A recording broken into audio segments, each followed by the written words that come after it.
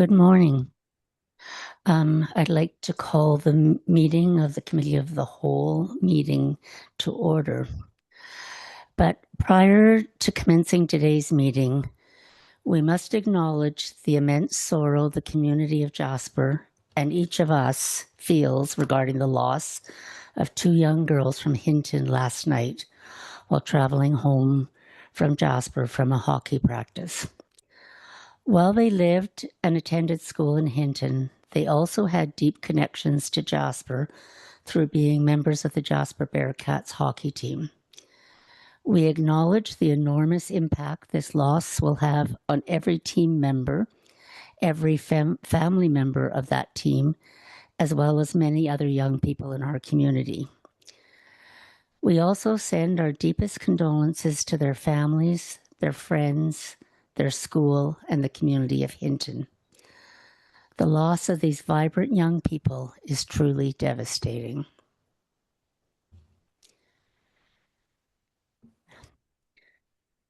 With that difficult start, we have moved forward on the agenda. Has everyone had an opportunity to review the agenda and wondering if there's any additions? Mayor Ireland. Thank you, Deputy Mayor Waxer, and let me begin by thanking you for that acknowledgement of the devastating tragedy experienced last night. Much appreciated. I wish to add an item of new business, 7.5. It can be, and it could just be labeled as an insurance matter.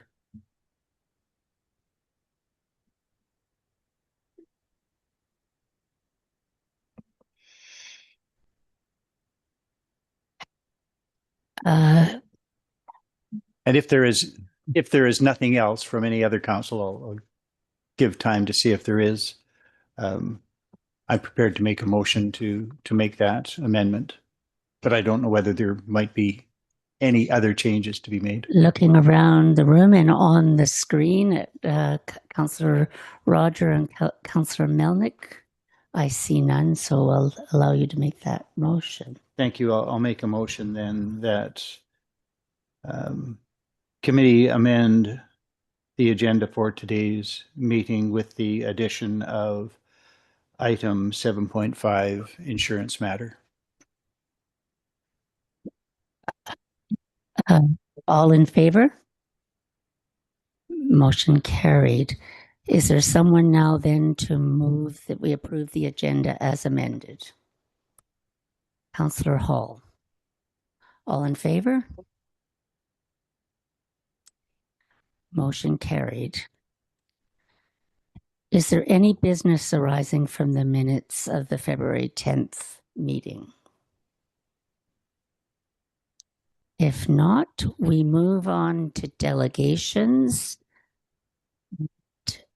I'm wondering if there is anyone in the room who would like to speak to anything on the agenda. Seeing no one, I'll move on to correspondence. CAO given, do we have any? No correspondence. Then we move on then to 7.1, lot HG in brackets CH development. CAO given. Thanks very much, Deputy Mayor Waxer. So administration is bringing forward a recommendation to council related to an item that's on our motion action list, and it is the recognized as the local improvement levy for lot CH. Lot CH is the parcel directly adjacent to the Forest Park Inn on the northeast end of town. That parcel, the front of it is intended for RCMP, new RCMP detachment. Has been a long-standing plan for that site. And over the years, the municipality has worked with the RCMP and Parks Canada to subdivide the site to create the opportunity for a independent parcel at the back of that lot to enable future housing development. So back in 2023, the approved capital budget included a project around parcel CH servicing, and CH was the large parcel before it was subdivided. Parcel CH servicing to be funded from external contributions, debt, and levies. In the late spring of 2024, the municipality issued a request for proposals for the construction of those improvements. And between 2023 and 2024, the lot had been subdivided to create, as I said, those independent lots and space for a road right-of-way to go to the back. Obviously, in July 2024, the community was impacted by the Jasper Complex wildfire. And following the fire, the new parcels, HF and HH, the triangle-shaped lot to the north, were identified as prime sites for interim housing. So in September of 2024, just right around just a month after reentry back into the community, Council passed motions to award the construction project to Jasper Concrete and directed administration to initiate a local improvement bylaw to essentially finance the construction of that project. So administration, has had to consult with our legal counsel. And in looking at the Municipal Government Act, a local improvement levy is no longer a viable tool to finance this project. So appreciating that we've got some new members around the table, probably worthwhile speaking about what a local improvement levy is. A local improvement is when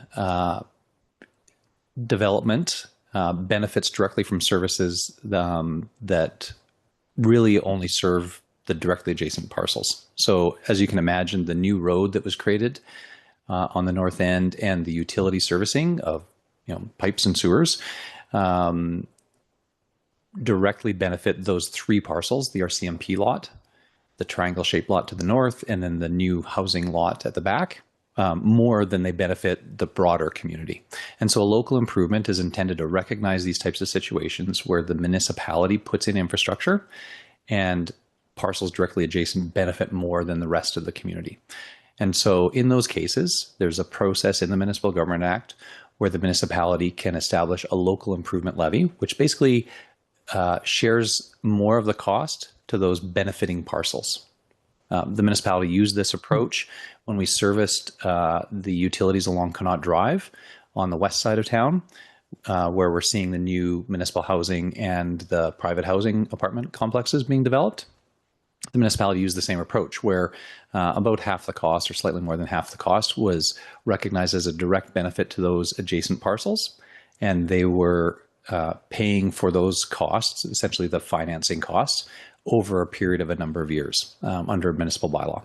And the balance of cost was to the general tax base. So this is a tool that has been used in Jasper before, and we had planned to use it again on the north end. Because the municipality needed to act quickly on utility servicing for interim housing, we advanced the development as quickly as possible, obviously with good reason. The difficulty arrives because under the Municipal Government Act, a local improvement levy cannot be used unless there has been a process in advance of the construction.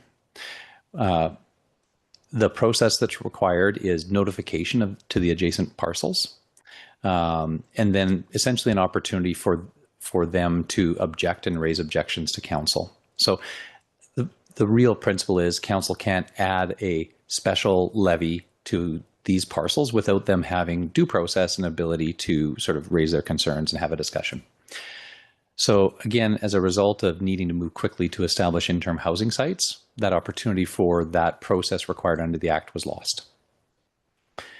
So administration cannot recommend a local improvement levy because it wouldn't stand the test of, did it meet the requirements of the Municipal Government Act? So you'll see in the report, we're recommending two different approaches. That construction is largely complete. There may be some final touches over the course of this spring. But in essence, the alternatives available to the municipality are to bring forward a borrowing bylaw to cover the remaining costs associated with the servicing of the parcels, and have the costs covered by the municipality generally. And there is a recovery opportunity that I'll discuss a little bit more. or to use reserves to pay for them today. And then again, still that opportunity for recovery if council wishes in the future. So administration is recommending bringing forward a borrowing bylaw, and that we should go away and do some additional work to identify alternate approaches to recoup costs associated with the servicing in the future. One part of the projects that I haven't mentioned at this stage is that the RCMP have agreed to cover 33% of the cost of servicing. So that comes off the top. They have already been invoiced for nearly that total amount. There's some invoicing left in 2026. So we're talking about 2/3 of the cost of the construction there, about how we handle that. The opportunity to recoup the cost in the future may arise in any other community. Let me say it that way. In any other community, an alternate financing option or an option to recoup the cost would be from future development under development contributions, and requiring whoever builds something on those sites to make a contribution to the infrastructure that was put in place to support that development, that they're benefiting from, as a upfront payment rather than sort of a mortgage payment over time like a local improvement levy is. That authority, municipalities only have that authority under Part 17 of the Municipal Government Act, the Land Use and Planning section. So Jasper doesn't currently have the authority to require a development contribution like that. If and when the municipality does gain access to Part 17 of the Act, then we would have the ability to impose development charges for those sites and to be able to claim some of these upfront costs of the infrastructure that we put in place from whoever builds on those sites. But again, that's subject to the municipality gaining land use and planning authority and that access to that part of the Municipal Government Act.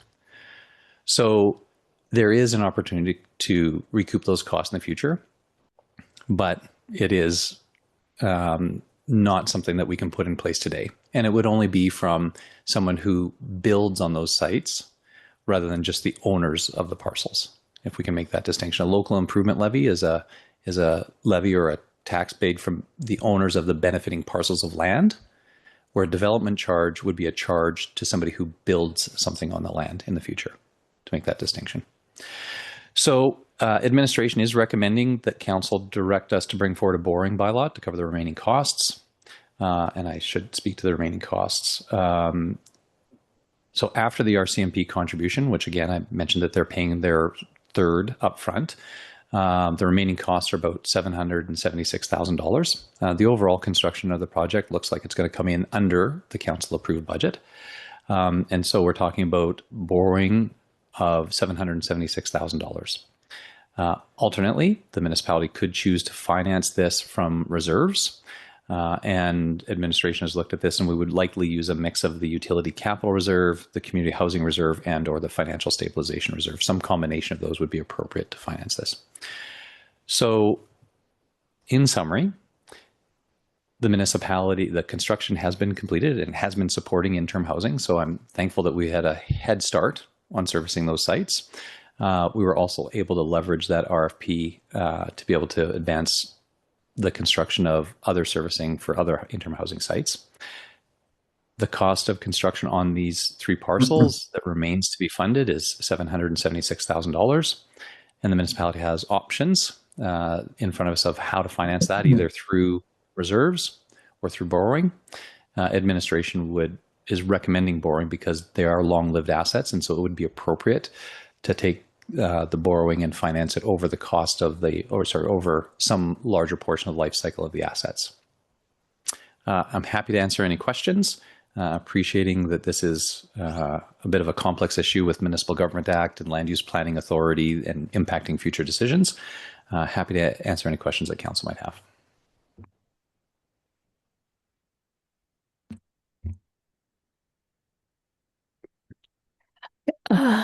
Councillor Roger, I see your hand up. Can you hear me? Yes. Okay. The question I have for Mr. Given is there a time factor involved here? If it takes us 10 years, let's say, for the new development to happen, can we still recover at that point, or does it get cut off at any point? Thanks very much, Deputy Mayor Waxer. So my understanding is that there is, well, first, we don't have access to that ability right now. So just to be 100% clear, administration being, completely clear about what is possible. Today, we don't have access to that ability. And Councillor Roger, I know you would understand that. My understanding is that there would not be a cutoff point. We would be able to identify those costs and establish what would need to be paid on those sites in advance, and then any development that would be proposed for those sites would have an understanding of what costs they'd be facing up front. And could their interest be added to the cost if it's a number of years? Deputy Mayor Waxer for Councillor Roger, I don't know the answer to that question, Councillor Roger. That if Council gives us direction to, we had two recommendations. The second is that committee direct administration to identify approaches to recoup costs. We would come back with a detailed report establishing exactly what that would look like. Okay, thank you.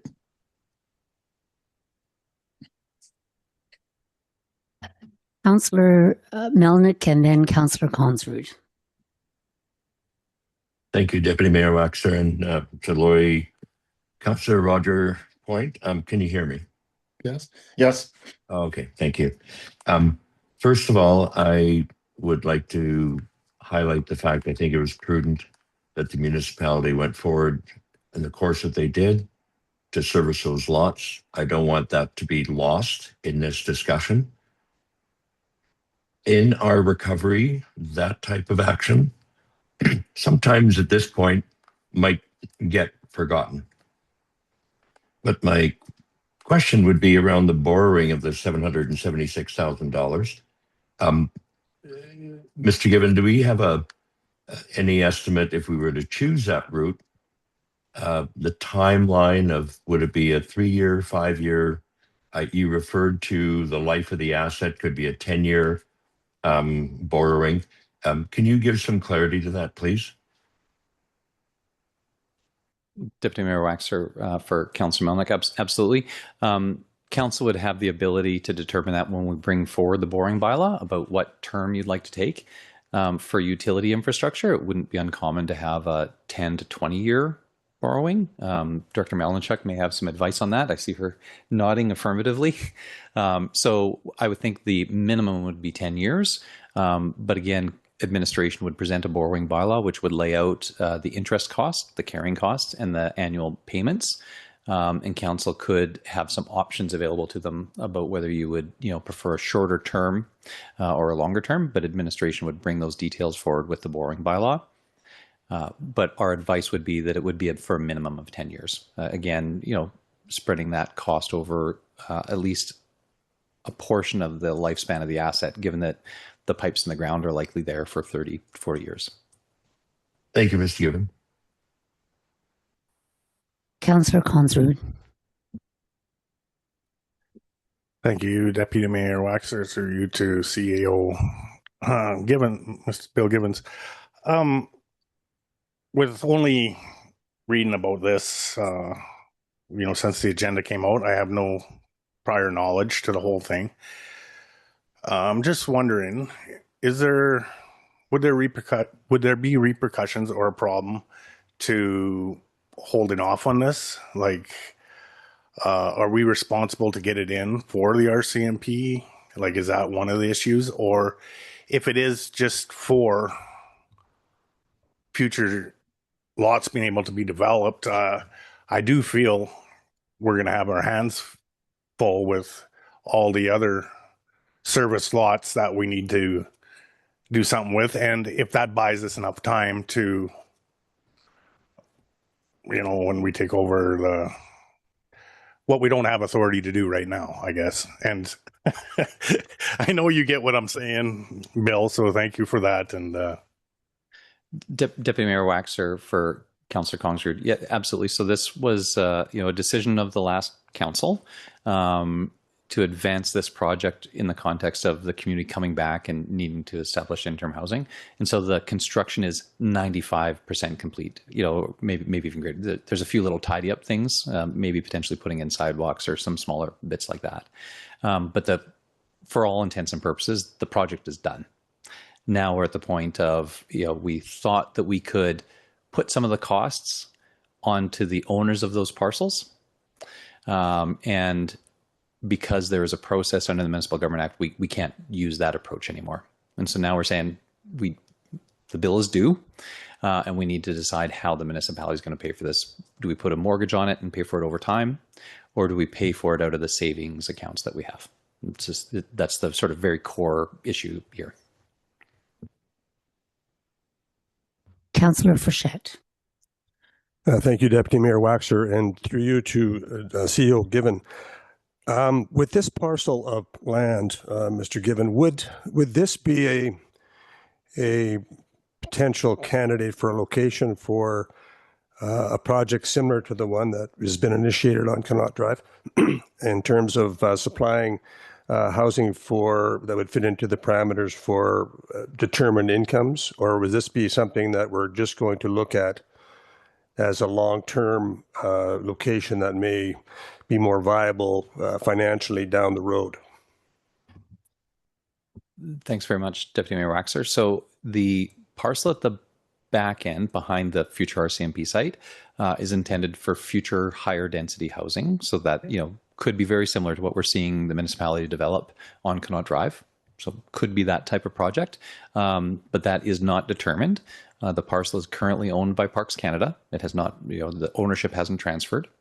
And so there is not a specific project that's being proposed for that site. It is essentially a parcel that's available for future housing once interim housing is moved off. And that's the other part here.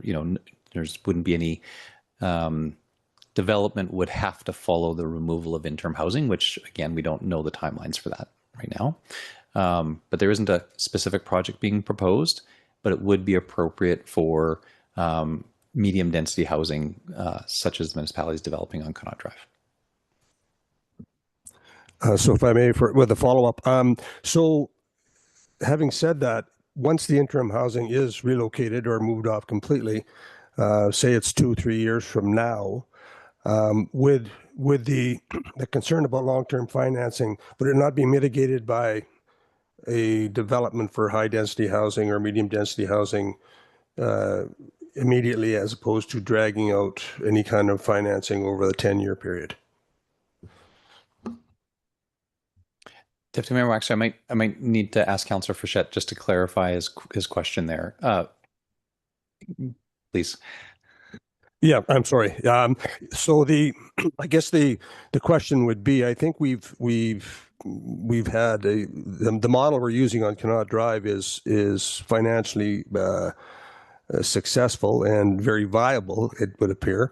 I guess my question would be, if once the land is rendered available and if it was secured from Parks Canada, would we be looking, I realize this is a little ways out, but would we be looking at enhancing our need for that kind of housing in the short term, or would it be considered to be something we hold until it becomes a more valuable asset? Thanks for that clarity, Councillor Frechette. So I think the answer is it depends. As you acknowledge, there's some uncertainty there. If the municipality chose to work towards a development on that site, we would have to work with Parks Canada to secure it, because they're the current owners. And so to secure a lease on that, the municipality at some point might also decide that there are other priority projects for housing that on other sites. I mean, there's a limited number, but there are other alternatives.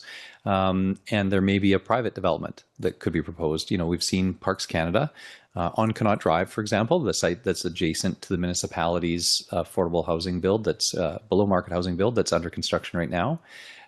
There is a private developer that has secured a lease, bought a lease from Parks Canada, and is developing. That could also happen on this site. So the municipality is not in control of that.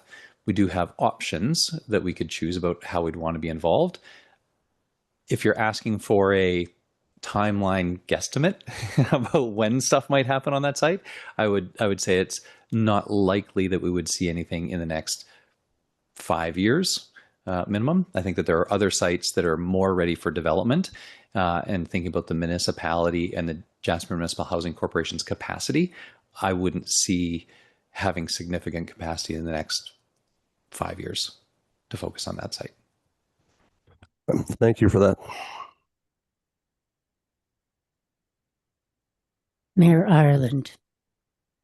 Thank you, Deputy Mayor Waxer. Through you to Mr. Given.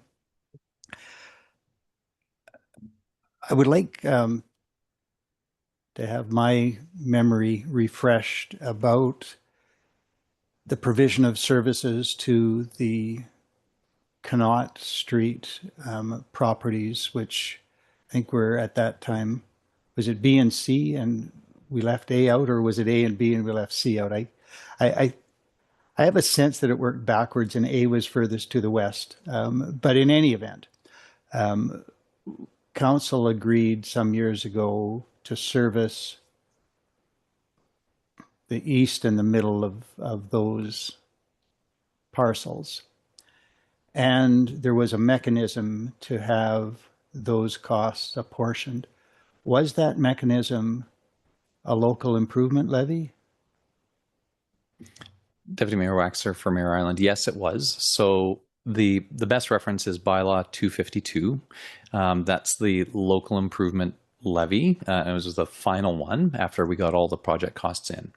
And in that one, you can see that the total cost of the project was $6.2 million to service the two parcels. We'll won't worry about what the names are. The ones that there's development happening on now.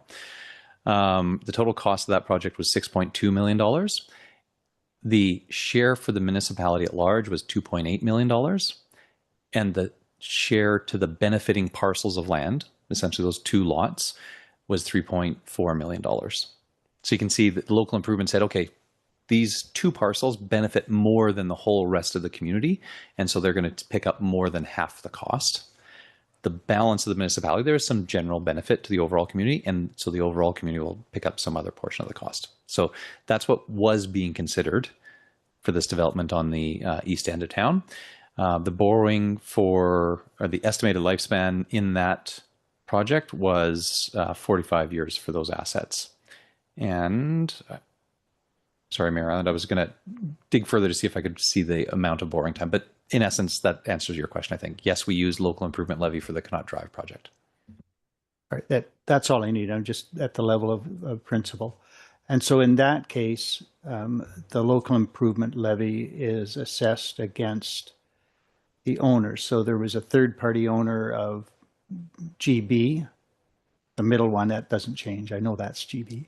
And at the time of the imposition of the local improvement levy, who was the owner of the other parcel and who is the owner now?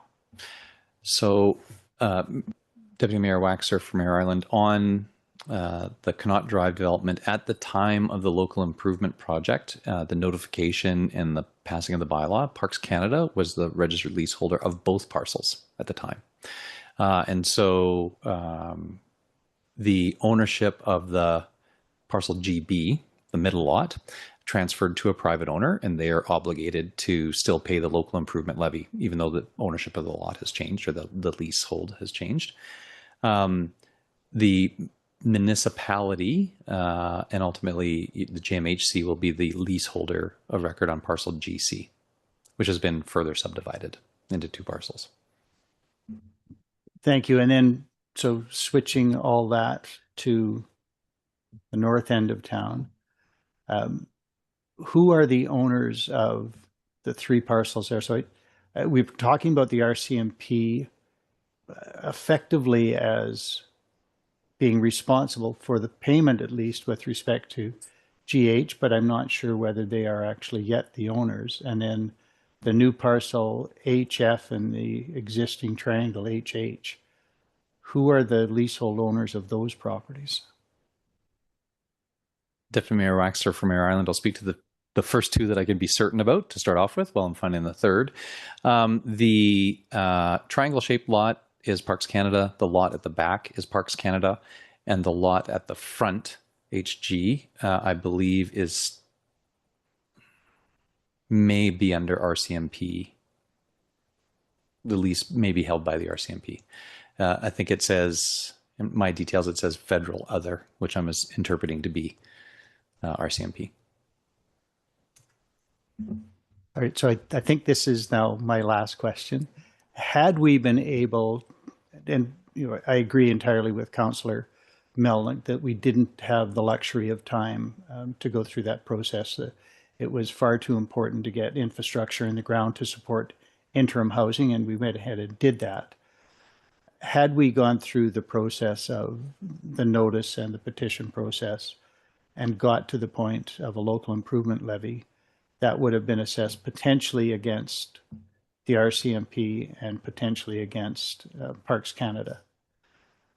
If we now go to some other mechanism, if we get access to Part 17 of the Municipal Government Act, upon which parties is that payment likely to fall?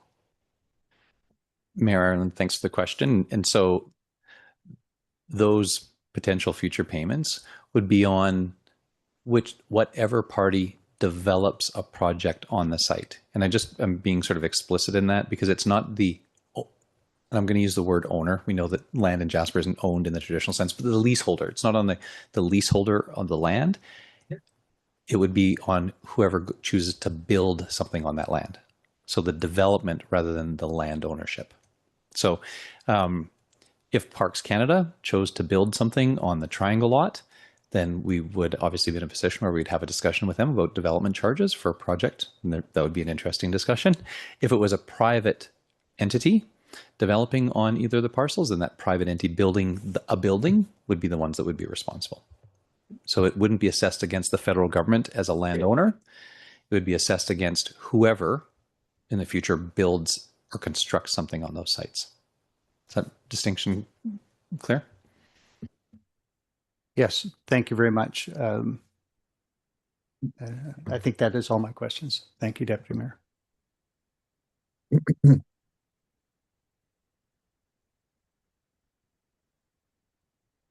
Councillor Roger, I can't tell if you had your hand up or not. Yes, I do. Thank you, Thank you. Deputy Mayor Waxer, and through you to Mr. Given. Just my question is, if the RCMP is paying a third right now as the owner, what's the rationale that Parks Canada is not paying the other 2/3 if they're the owner of the other 2/3?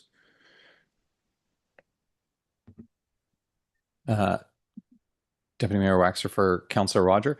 So in the consultation with the RCMP over the course of 2022, 2023, and the discussion about the subdivision of the lot, they made the choice that they would prefer to pay their share of costs up front, which is an option that's available to any owner where the municipality is going to do a local improvement levy. They can choose to just pay their share up front if they wish. And it was understood that we'd be moving towards this local improvement approach. And the RCMP said for their purposes, they would prefer to have that as an upfront cost rather than an ongoing cost. So we entered into an agreement with them on that basis. The municipality could choose to approach Parks Canada and ask them to pay for this $776,000.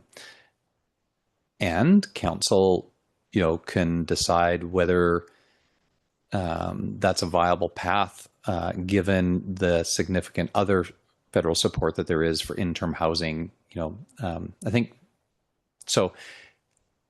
Councillor Roger, sorry, I'll go back to your question rather than the philosophy. Your question: why haven't we approached Parks on that, or could we approach Parks? Either way, under the local. Yeah, go ahead. Sorry, Councillor Roger. Yeah, it's just either way. I was just wondering why RCMP were paying up front and Parks wasn't. So if we haven't asked them, that gives an answer. But is there a rationale for why we haven't asked them other than what you've just said? Yeah, thanks, Councillor Rogers. So the rationale was that our experience with Parks Canada and local improvement levies was that they The federal government policy is that they simply accept local improvement levies, and they have a very good national track record of just accepting those costs as they do with the local tax bill. They essentially cover it under a program called Payments in Lieu of Taxes. Local improvements fall under that program, and it's almost a bureaucratic process. When the municipality follows the appropriate process under the law, establishes a local improvement levy, it is just accepted at the federal level under that Payment in Lieu of Taxes program. And there's not really a discussion at the local level about that.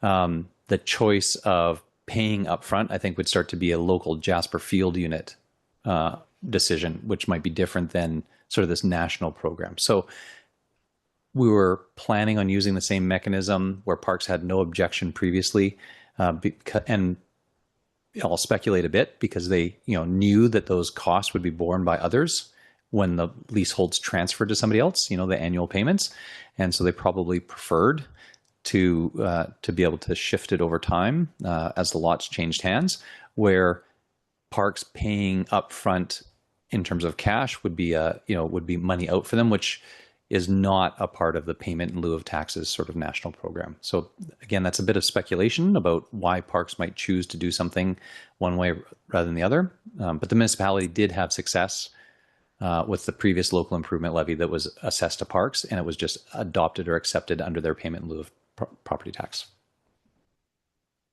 Thank you.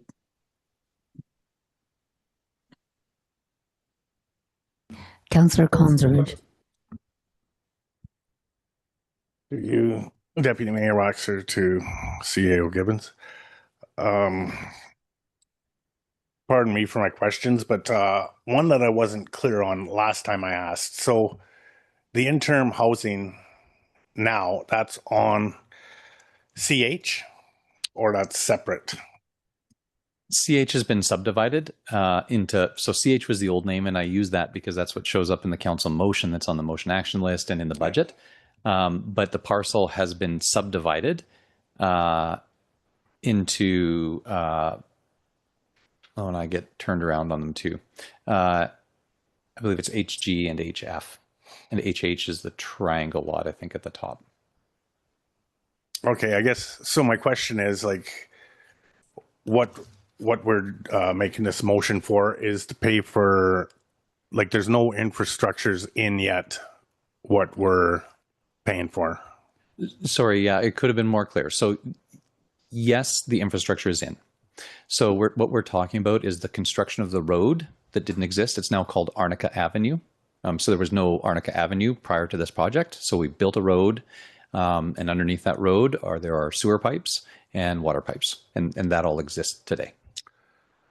So that's what we're paying for. And that's what we're talking now we have to pay for. Yeah, that changes things in my mind. Thank you.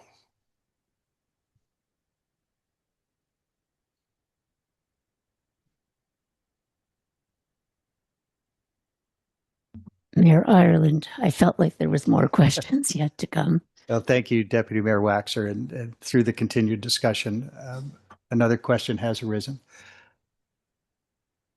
The borrowing bylaw will be less than the total expenditure. Is that correct? Yes, Mayor Ireland, if I'm following what you're asking. So the approved project budget was $1.8 million. Administration believes that the project will come in under budget at approximately $1.2 million. So that's good news there, under budget. The RCMP are paying for their 33% of the cost in cash, which brings the remaining balance. What's the balance of the bill that we have to figure out what borrowing or reserves? That's the 776. So that's what we're talking about in terms of the cash that the amount, the expenditure that we need to cover, because the RCMP have covered 1/3. All right. So, yeah, I wanted to confirm that in the end result, it is possible potentially to recoup all of the costs. So the payment from the RCMP, I won't say it's money in the bank yet, but it's close to that. And then the remaining money would make us whole at the end of the day, the 1.2 roughly.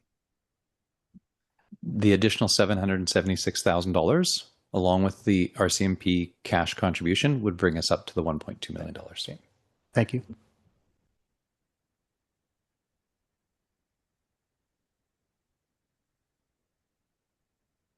Councillor Frechette. Thank you, Deputy Mayor Waxer, and through you to Director Given. So the motion that, or the proposal that we're going to consider today is the different mechanisms that are available to us to decide upon which would be the best fit going forward. Is that my understanding? That's right, Councillor Frechette. We have provided two different options. And so the first recommendation is that Council bring forward a borrowing bylaw. So administration is recommending that a borrowing bylaw, essentially taking out a mortgage, is the appropriate approach. We have also included an alternative. So the other approach would be to use reserves. And so you can, Council could choose to drop the recommended motion and use that alternative. Both of them are viable. Administration is recommending borrowing. And then the second bullet of the recommendations is that direction to administration to come back and tell Council how we might recoup those costs in the future. Okay, fair enough. I think it's a great discussion to further, no question. I think if we're going to be looking at investing in potential infill or spaces that may or may not be available down the road, I think it's something that we should certainly discuss and see what would be the best way forward. Thank you for that, Director Gibbon.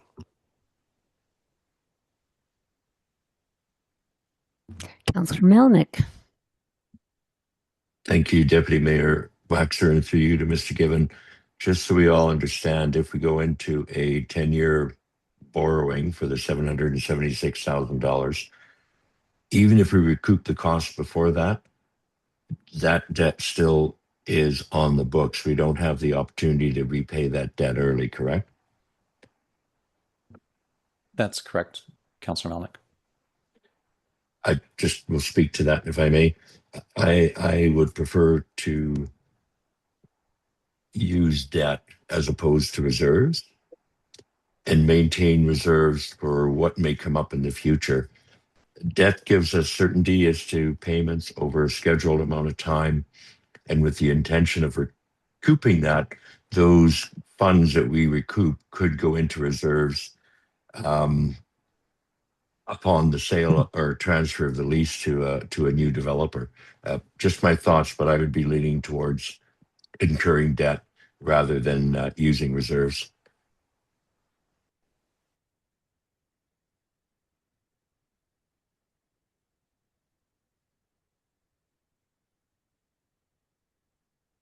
Looking around the room, I don't see other questions. Oh, sorry, Councillor Roger. Thank you, Deputy Mayor Waxer, through you to Mr. Given.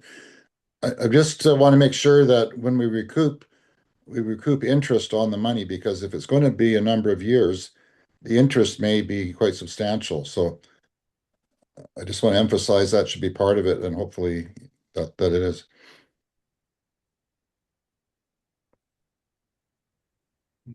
CAO Given. Thanks very much, Deputy Mayor Waxer. So certainly I can appreciate the Council has an interest in that.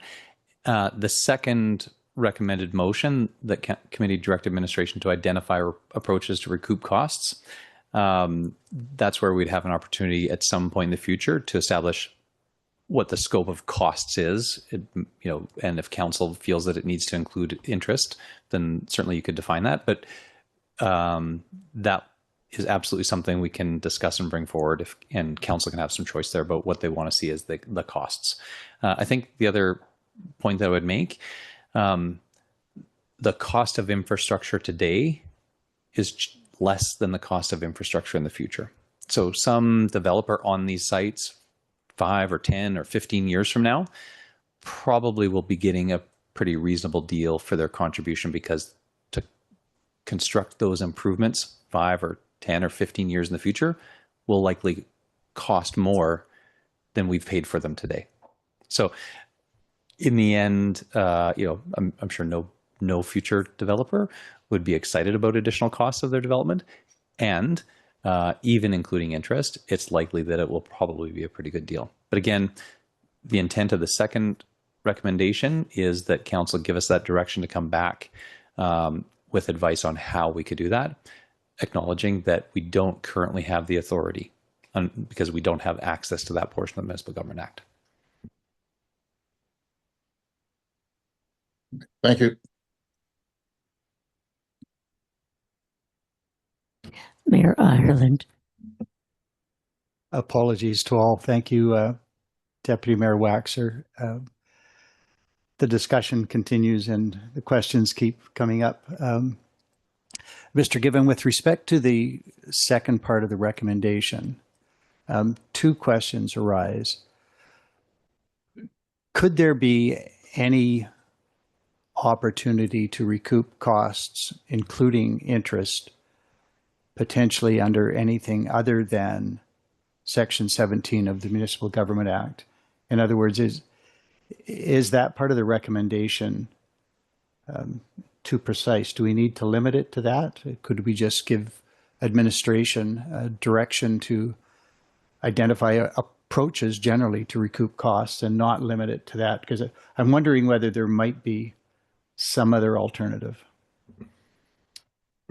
Deputy Mayor Waxer from Mayor Ireland. If council wanted to be less specific, certainly we, as administration, wanted to acknowledge that our tools are somewhat limited. We don't have the same tools that our municipalities have. There may be other approaches, and if council wanted to leave it as broad as possible, then administration could work with that and work with legal counsel to identify what other tools or approaches might be permissible. So, direct answer to your question, if council wanted to be less specific, then that would be totally fine. Just as administration, we wanted to make it clear that our context is different than other municipalities. We don't have all of the same tools that others do. Understood, and I appreciate that. I'm also wondering whether there might be a political advocacy opportunity and whether there might be any authority under the Municipal Government Act for the minister to grant some sort of an exemption.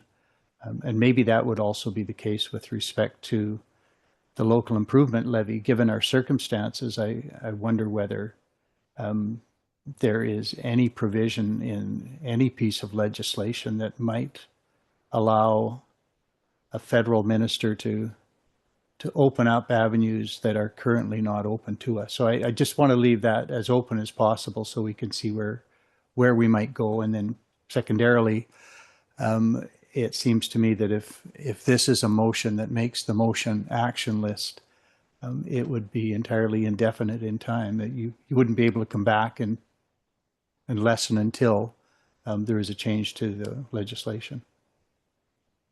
But that's just an accepted fact, I guess.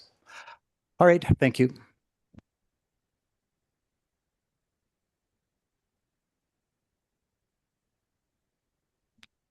Are there other questions or thoughts to be shared? Oh, Councillor Roger? No. Is there then someone willing to make, Mayor Ireland? Yes, thank you, Deputy Mayor Waxer. If there are no further questions, I will make the motion in both parts, but changed a bit from the recommendation. First, that committee direct administration to bring forward a borrowing bylaw to cover the remaining costs associated with the servicing of parcels HH and HF, and that committee direct administration to identify approaches to recoup costs, including interest if possible, associated with the servicing of parcels HH and HF, and return to committee of the whole at an appropriate time.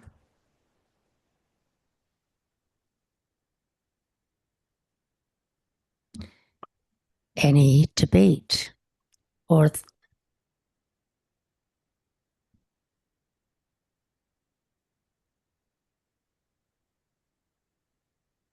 seeing none, I'll call the question. All those in favor?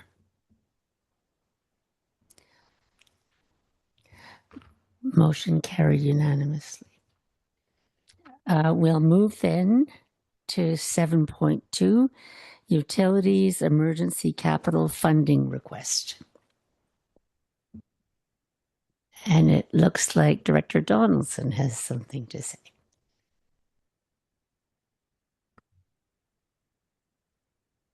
Good morning, Deputy Mayor Waxer and Council. Administration is recommending that committee recommend Council approve the allocation of $1.23 million from the Utility Capital Reserve for the emergency replacement of water supply pump number 1 and the primary clarifier rake arms at the wastewater treatment plant. Both failures occurred in late 2025 and impacted 2 separate systems. The replacement of water pump 1 was identified as a high priority project in the 2025 Utility Master Plan. You might hear me refer to that as the UMP as well. With the implementation of the UMP planned for to start in 2027. So we actually haven't started the implementation of that yet. However, the pump experienced a full unit failure. This is the second pump that has failed within the last year. The water system is therefore operating without full redundancy at the moment. It increases reliance on remaining pumps and limits our flexibility during peak demand or for emergency conditions. Replacement is required to restore the system and reliable water production capacity. At the wastewater treatment plant, the structural rake arms in the primary clarifier failed.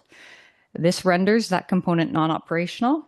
The clarifier is responsible for primary solid separation prior to secondary treatment. Operating without it places additional strain on downstream processes and increases risk during higher flow events. Restoration is necessary to maintain operational stability and regulatory compliance, especially prior to peak seasonal volumes. As these failures were not included in the 2026 capital budget, allocation from the Utility Capital Reserve is required to move forward. I want to note we'll call it a fairly significant correction in the financials there from what you were provided. So the opening balance of the Utility Capital Reserve is actually $3,118,020. And that actually had an addition of $1,911,574 in. And if you recall, we did have an emergent request last year, which brought $625,000 out. So that actually leaves us with an ending balance of $4,404,594. So if you take that 4.4 million and subtract the ask today, which is 1.23 million, it would leave a projected ending balance of $3,174,594. So not the $681,574. So very different figures. I just want to highlight that. So that was an error within the document itself. So I'm going to go over those numbers one more time because I just want to make sure we have them. So the opening balance was $3,118,020. With the contribution of $1,911,574, less the previous approved allocation from last year, which was $625,000, which had a projected balance of $4,404,594. So this emergency allocation, if approved, would be in the amount of $1,230,000, which would leave us with an ending balance of $3,174,594 in the capital reserve. So the use of the reserve does remain aligned with its intended purpose, and that's to fund large-scale water and wastewater infrastructure projects and ensures continuity of essential services. It should be noted again that the pump, if you recall the last one, we are going forward with that to DRP or HARP for the $280,000. I have to stress, though, this is not guaranteed. So I just want to make that aware. We will try to recoup 90% of that $280,000. It's just not something that's guaranteed at this time. Clarifier rake arms are not eligible. It was not related to the wildfire and therefore would not fall under eligibility for the program. So the primary clarifier rake arms, that is $950,000. in itself. In summary, both failures do create operational and regulatory risk. Timely replacement restores system redundancy, treatment capacity, and service reliability for the community. And there is a time urgency to this just due to the lead time that's required in order to order these components and have them repaired and installed. And to reiterate, we just recommend approval of the allocation and are available to answer any questions that you may have.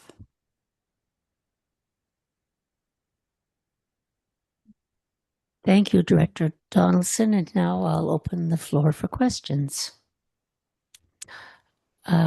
Councillor Roger.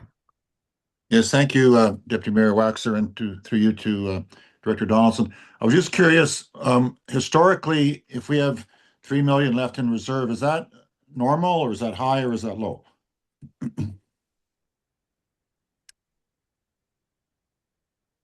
Thank you, Deputy Mayor Waxer. I'm going to actually let Director Melanchuk answer that one. Good morning, Councillor, Deputy Mayor Waxer through to Councillor Roger. I would have to look back on the historicals. I don't have it at the top of my head, sorry.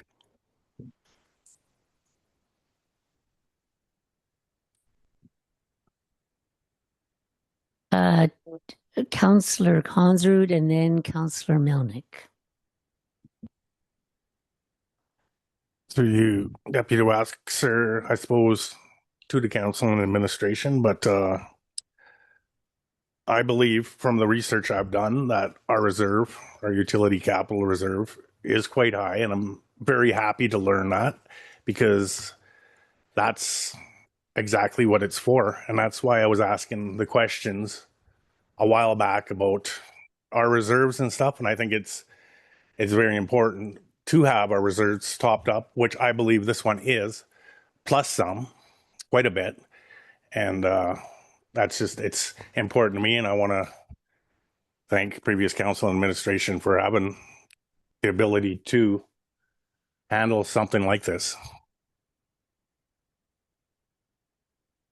Sorry, Councillor Melnick and then Councillor Frechette. Thank you, Deputy Mayor Waxer. And I would like to comment on the reserves. We do enjoy a reserve right now that has been built up over time based on a current utility model. Pardon me. And I think this highlights the decision that was made 4 years ago, where we actually allocate a committed amount of money every year to continue to build those reserves. I believe, and I believe CEO Given can indicate that in the utility department, we are actually we should be putting more reserves in and continue to, because there will be future maintenance on this 21, 22-year-old asset. And so again, I just want to highlight that I'm happy that we were able to, I'm happy to vote to be able to do this, taking it out of the reserves. But I think for me, reaffirms the commitment that we need to continue to contribute to reserves for this type of major asset, which is critical to the community. CEO Given and then Councillor Frechette. Thanks, Deputy Mayor Waxer, for letting me pop in. Just speaking to the utility capital reserve over time. So looking at old council approved budgets, in 2022, the opening balance of the utility capital reserve was $634,000. And we have increased that. So since 2022, we've been able to increase the utility capital reserve to the point where it has the balances that Director Donaldson mentioned. The 2026 approved budget forecasted a $4.4 million reserve balance at the end of this year, at the end of 2026. So you can see since 2022, we started at 634,000. We've built up that reserve to the point where it would have had 4.4 million at the end of this year. And that was an intentional choice by successive councils to focus on asset management and ensuring that we have the capacity to respond to problems in our infrastructure. And so if, council can tie this back to the discussion about utility rates and the capital charge, those are explicit choices that councils have made in the past to build up our capacity to deal with unexpected utility costs. I'm thankful that we're in the position that we are today, where we can make a recommendation to be able to fund these emergency repairs out of reserves, rather than having a big 1-year tax bill going to residents. But we wouldn't have been in that position back in 2022 when the reserve balance was only at $634,000. Councillor Frechette. Thank you, Deputy Mayor Waxer, and through you to the Director Donaldson. The HARP funding, is there any time frame? I guess I have a couple of questions. Is there any time frame as to when we can hear whether or not this the clarifier piece will be potentially funded? And if I may, just in a follow-up, the separator arms, I'm not sure if that's the right term for them. I have seen them. I've seen them in their broken state. What is the status of those now? I see the Aquaterra has done the assessment and the cost of replacing them to some $900,000. Is there a time frame that we know of as to when those can be expected to be brought online? Yeah. Thank you, Deputy Mayor Waxer. Through you to Councillor Frechette there. I guess I'll answer your second question first about the clarifier arm there. For that particular one, lead time for replacement parts, we're looking at a minimum of 20 weeks. Worst case scenario, 28 weeks. We've been working with Associated Engineering on putting that out for pricing. We do have 2 proponents that have already bid on it, so we're at the point where we would like to award that work. But that is the timeline we're looking at in order to get it up and running. And to answer your first question there, we are just operating at present without the primary clarifier arm, which is not ideal. It doesn't meet regulatory requirements. And so again, it'll be a very close timeline if we hit best case scenario to be up and running at proper capacity prior to peak summer volumes. Thank you for that. And just the HARP piece, do we have any indication as to when we may get some definitive answer on that? Yeah. Thank you, Deputy Mayor Waxer, and apologies, Councillor Frechette. On HARP, my understanding is that Director Fark meets with them typically once per month now, or every 2 weeks to up to once per month. This has been brought forward along with a lot of the other utility requests as a whole. And we are waiting for an engineer visit to the community. And this is one of the items because we're going to be covering both Pump 1 and Pump 2 in that request. So we have made the request to them. They have just requested additional information. So in terms of a timeline, I would anticipate 2 to 3 months would be my best guess at this point in time. Okay, thank you. Either way, both of these significant mechanical issues are fundamental for the busy season. So either way, we're going to be cutting it close, irrespective of either of these decisions, it looks like. Anyway, thank you so much for that, Director Donaldson. For Ireland. Thank you, Deputy Mayor Waxer, through you to Director Donaldson.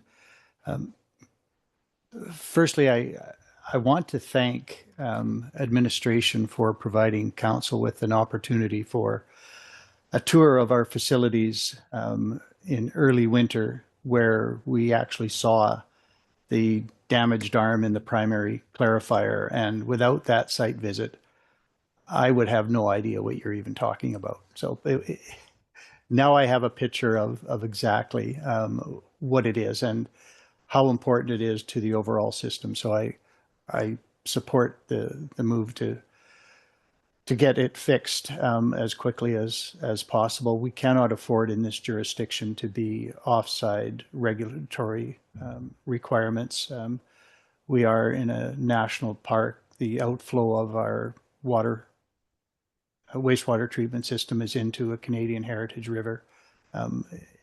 We simply cannot, for so many reasons, fail to meet regulatory requirements. And I can picture now what the impact of that damaged arm is to the entire system. So I'm supportive of moving forward as quickly as possible, and thanks for the opportunity to have seen that. All that said, and I appreciate that the damage to the primary clarifier arm is not HARP eligible, but is there any warranty claim? I mean, it seems like a catastrophic failure to me. It was huge. I can't imagine that that's the normal experience for something like that. And so I wonder whether we have investigated whether there is any other avenue of recouping the cost.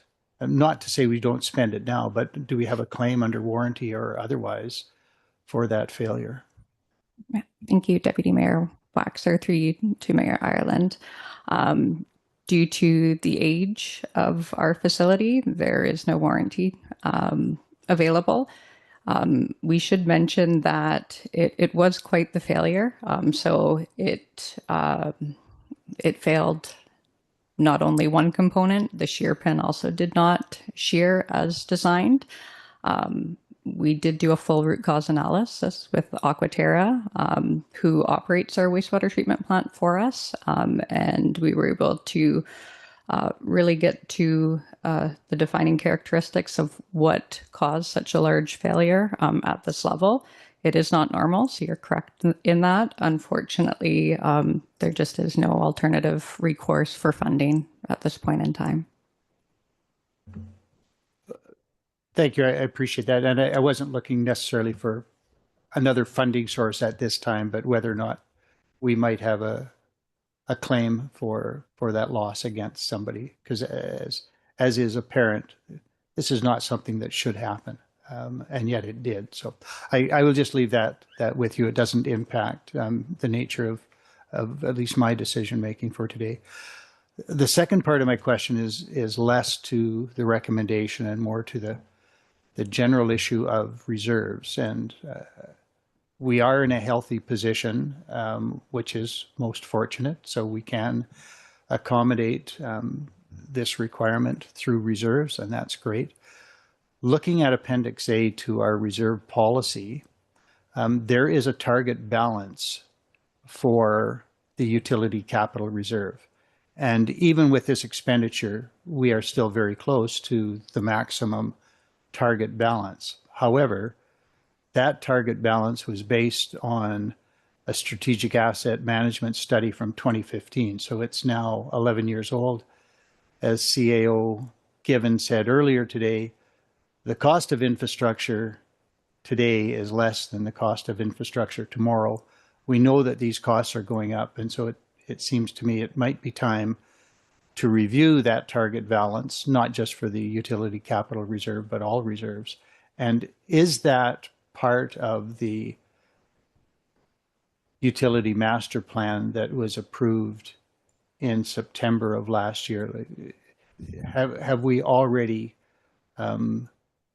provided ourselves with an opportunity to review reserve amounts, or is that something that Council should consider now and give some direction? Thank you, Deputy Mayor Waxer, through you to Mayor Ireland. That's a bit more of a complex answer. So the utility master plan did advise what items we should repair and when, and approximate dollar values. My opinion on that is that they are a bit on the low side compared to what we see for pricing that comes in for items in Jasper. So I wouldn't take those facts as the numbers we should go with solidly, even though it's as recent as last year.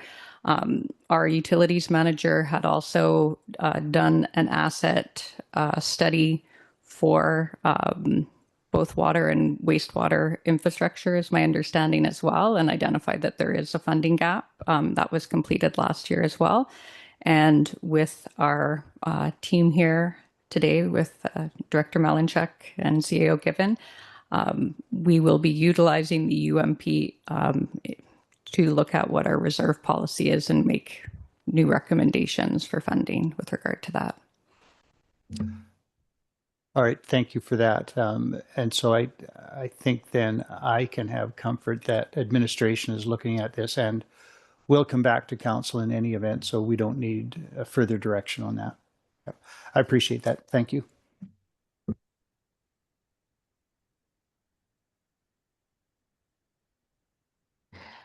I'm looking around the room and onto the screen.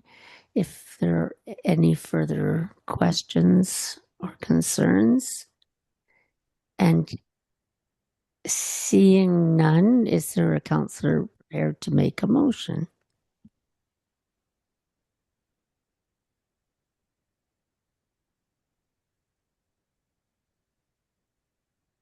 Councillor Melnick. Thank you, Deputy Mayor Waxer, and I would like to make the motion that committee recommend council approve the allocation of $1.23 million from the Utility Capital Reserve, the emergency replacement of the water supply pump 1 and the wastewater treatment plant primary clarifier rake arms. And just to comment, and I think has been indicated by Director Donaldson and Mayor Ireland, critical project that we need to expedite, as this is infrastructure that in this community we cannot do without. And I would encourage anything we can do to move our suppliers and potential bidders on these projects to ensure that we have this completed on a timely basis.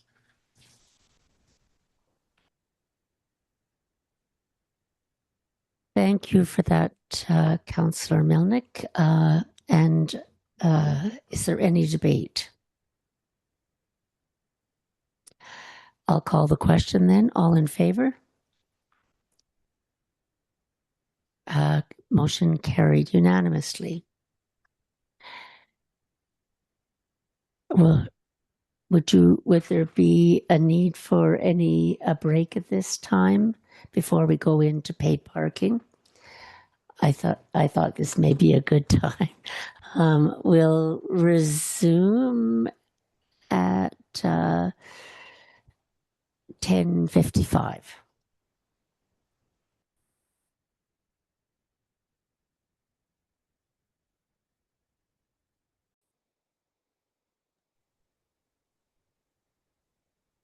We're back to 7.3, 2026 paid parking. CAO Given, will you be speaking to this? Deputy Mayor Waxer, we've actually got a bit of a team approach. Directors Malinchuk and Nadon are going to be contributing as well, but I can certainly start and maybe cover a little bit of the background. This report is as a result of the approved 2026 budget, where council set a revenue target of $1.8 million for paid parking for the 2026 year. In order to meet that target, administration had a discussion among the group of us to identify a recommended approach that we could be confident we will be able to meet that target. And so that's what the report is. You'll see the recommendation is that council increase the 2026 paid parking rates to $7 an hour off street, $7 an hour on street, and $28 per full day in the off-street lots. Maybe I'll just provide a little bit of background. I think you can see it in the report, but very shortly, paid parking started in 2021 as a pilot project. At that time, there was a single uniform rate of $2 per hour, and the program generated about $91,000 in revenue that year. In 2022, council approved a permanent seasonal program. So in Jasper, our program doesn't operate all year round, only for the summer season. The area was expanded slightly, and council established a differential rate system where it had a rate for on-street parking and a rate for off-street parking, as well as a day rate. And at that time, the rates were $3 an hour on-street, $2 an hour off-street, or $12 a day in those off-street lots. In 2023, Council approved an expansion of the program to cover some new areas, and at the same time, administration supported visitor ease of use of the program by adding 3 new physical payment kiosks. At that time, the rates were increased to $3.50 an hour on street and $2.50 an hour, or $15 a day on off-street lots. In 2023, the revenue collected from the program was just under $1.2 million, which greatly exceeded the budgeted expectation. In 2024, Council set a revenue target of $1.35 million, and rates were increased to $4.50 an hour on street, or $3.50 an hour, $17 a day on off-street lots. Obviously, as a result of the wildfire, the revenue target was not met. The total actual revenue was just $760,000. The loss of revenue was covered by the Government of Alberta's Financial Stabilization grant funding. So the municipality experienced no overall loss. We could demonstrate that Council had a revenue projection and fees that would have recovered that, and the Government of Alberta supported that, covered that revenue shortfall. For 2025, there were no program or rate changes. The overall revenue target was consistent at $1.35 million, and administration has been able to look at sort of the preliminary year end. It's not the audited financial statements, but the preliminary year end, and can identify that we achieved the forecasted revenue target with a slight overage at $1.39 million, so about $40,000 over the revenue target. So that brings us to today, where Council last fall approved a revenue target of $1.8 million. And administration is recommending that the preferred approach for ease of use administratively for implementation and for users is a simple increase to the rates rather than an expansion of zones or change to the overall program. This maintains some consistency. We're quite familiar with this approach. And this would be very easy implementation. And so that's why we're recommending the increase in fees that I mentioned before. One thing that I would note is that we're suggesting that there should be a harmonization of on-street and off-street parking rates. So in the past, there was a slightly reduced rate for off-street parking. And administration is recommending that that should just be harmonized, that the cost of parking should be the same whether you're on street or off street, and then still providing a slight discount on the sort of for the full day. We can contrast the proposal here with our neighbors to the south, the town of Banff. Their paid parking program operates year-round. So Jasper's is only for a portion of the year. Banff's runs year-round.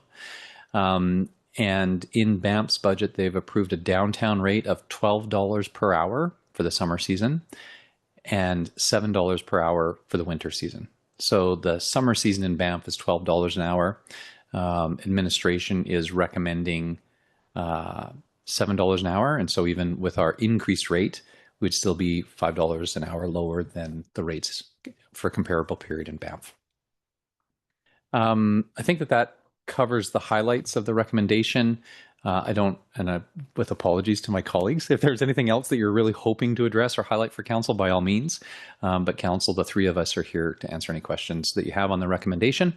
Administration believes that this is an easy to implement approach, and that it is conservative in that we, even if we experience some variability, we've had a number of years where there's been some disruptions to to visitation in the park. We believe that this recommended approach is conservative enough that we should be able to meet the revenue target, even if there were some kind of disruption at some point during the peak summer season.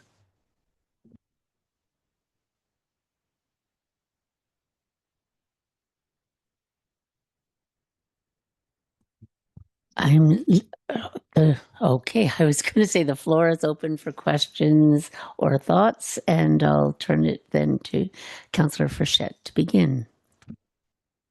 Thank you very much, Deputy Mayor Waxer, and through you to Director Given.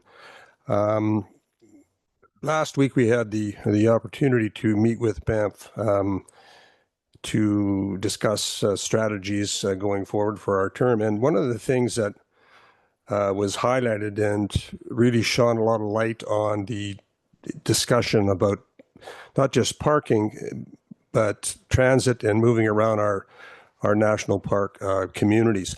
And one thing that became apparent listening to their history of the on-site parking and paid parking and how it related to their transit system. Of course, we always want to be sensitive to costs of visitors, and of course, the problem that our visitorship causes us in terms of our streets and the congestion. On first blush at these new rates, it would appear to me that it certainly is the step in the right direction in terms of getting people to do their business downtown and move on. In other words, not to congest the streets. And certainly it speaks to the need of revenue streams that not just our community is looking for, but it shows us a great example of what Parks has done, what Banff has done in their parking. And there's no question, it's speaking with Mayor D'Amano and some of her councillors and their CEO, that this has been very successful. It's been it's not a panacea for everything, but it has certainly helped to fund and to support systems that make their community usable in the summer months when the congestion is really becoming unbearable. So I guess I don't really have a question, but I think that this is certainly a step in the right direction, and I think if it helps to mitigate some of our parking issues and maybe gets a little more support to our transit system, that will help people visit the downtown and leave their cars elsewhere. Thank you for that. Councillor Hall. Thank you very much, Deputy Mayor Waxer. Oh, how I love paid parking, visitor paid parking. This is the way that we can generate some revenue from the visitors that use our streets and use our infrastructure. That goes right back to the community. I think we should call it what it is, visitor paid parking, as opposed to paid parking, because residents do not pay for parking. And look how far we've come, from $91,000 to $1.8 million. It's huge. I want to just thank council of this term, last term, for really moving forward with this. And I think there's a lot more we can do with this program.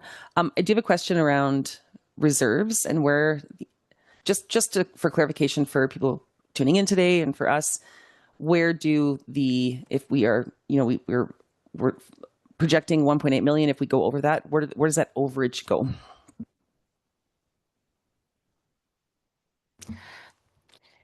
Director Malinchuk.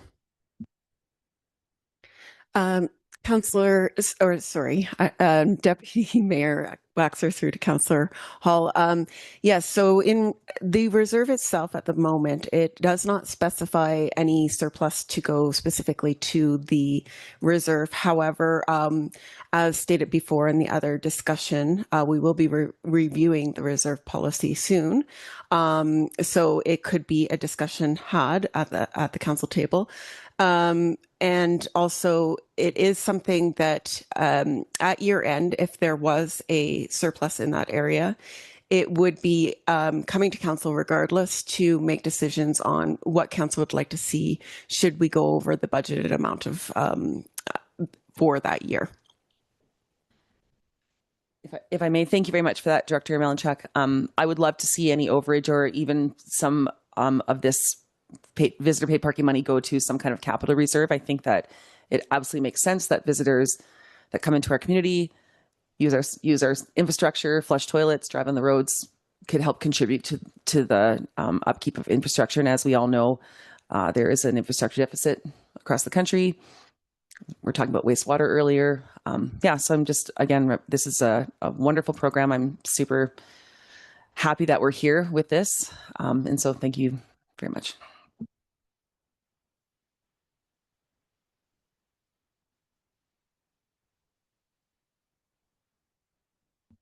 looking to the screen, are there any comments? Mayor Ireland.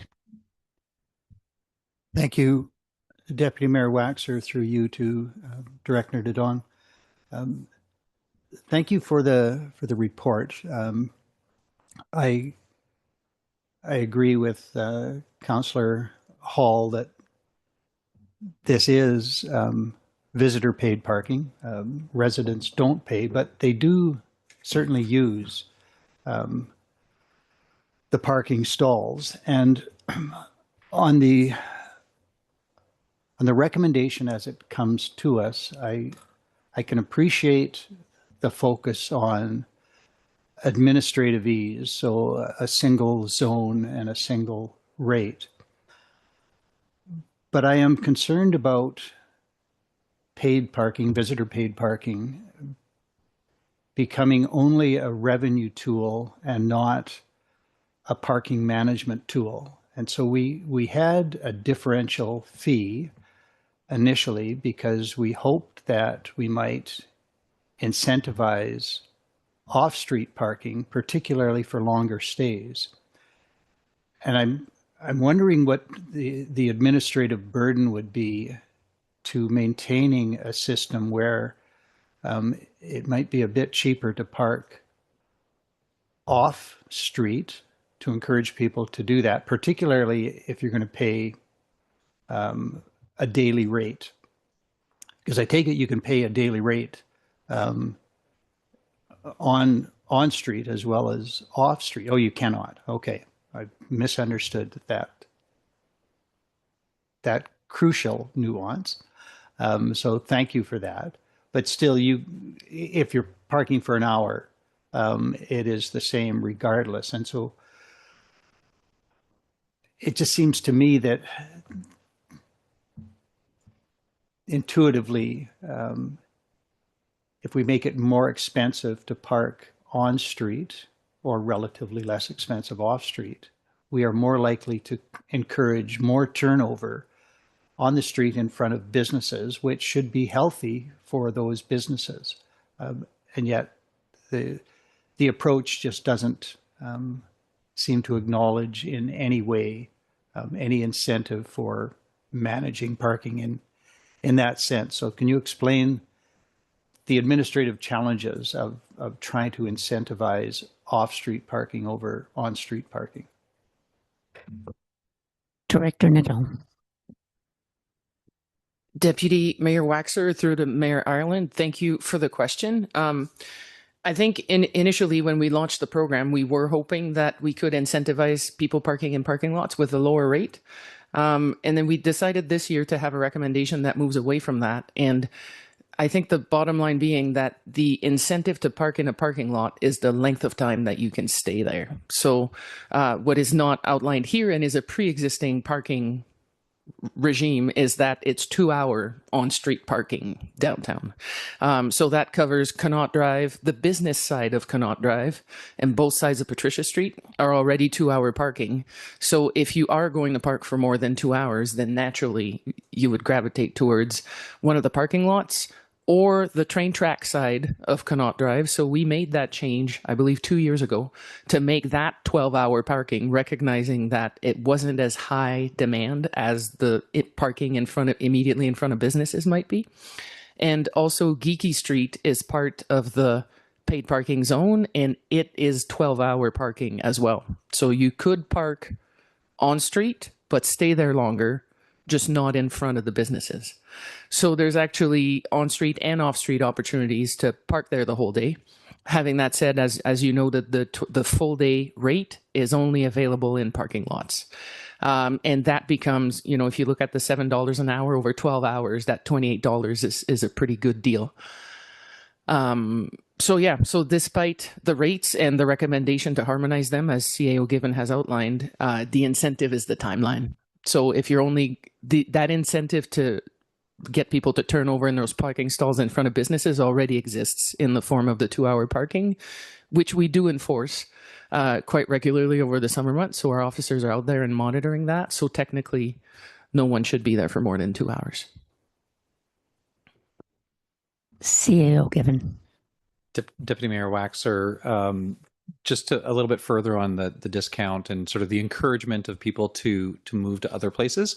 Council may choose to say, we want to have a higher on-street rate. And in fairness, I think, that the we direct our contractor to set the rates for the year at whatever council determines they should be, and then they upload that, and then that's what people pay. So it's not difficult. I mean, there's a little bit of communication.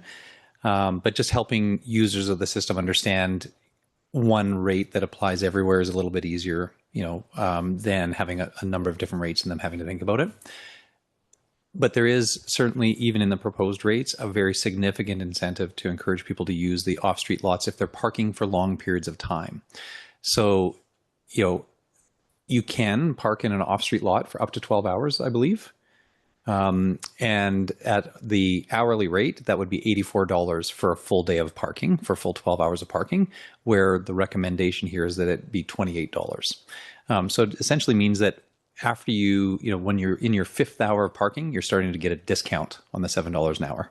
So if you're planning on staying anywhere for 5 hours or longer, then you should be in an off-street lot. So there is that incentive built in.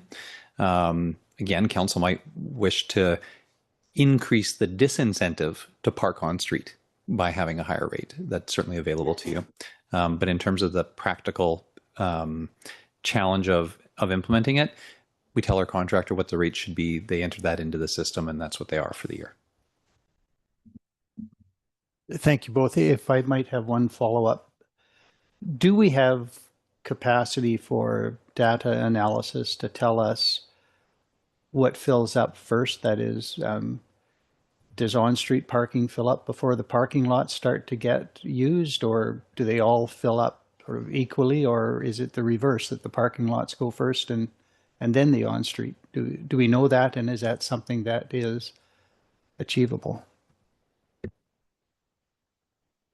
Director Nadal.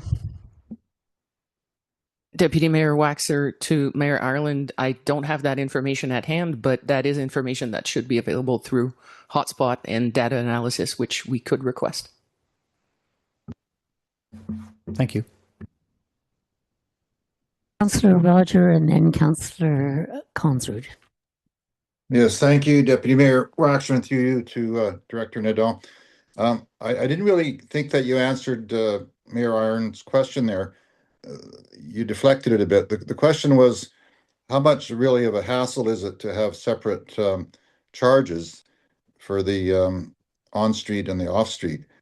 And the second question I've got for you is that, do the residents in the summer, are they stuck with a 2-hour limit as well? Because we hear of people parking, all day long while they go to work.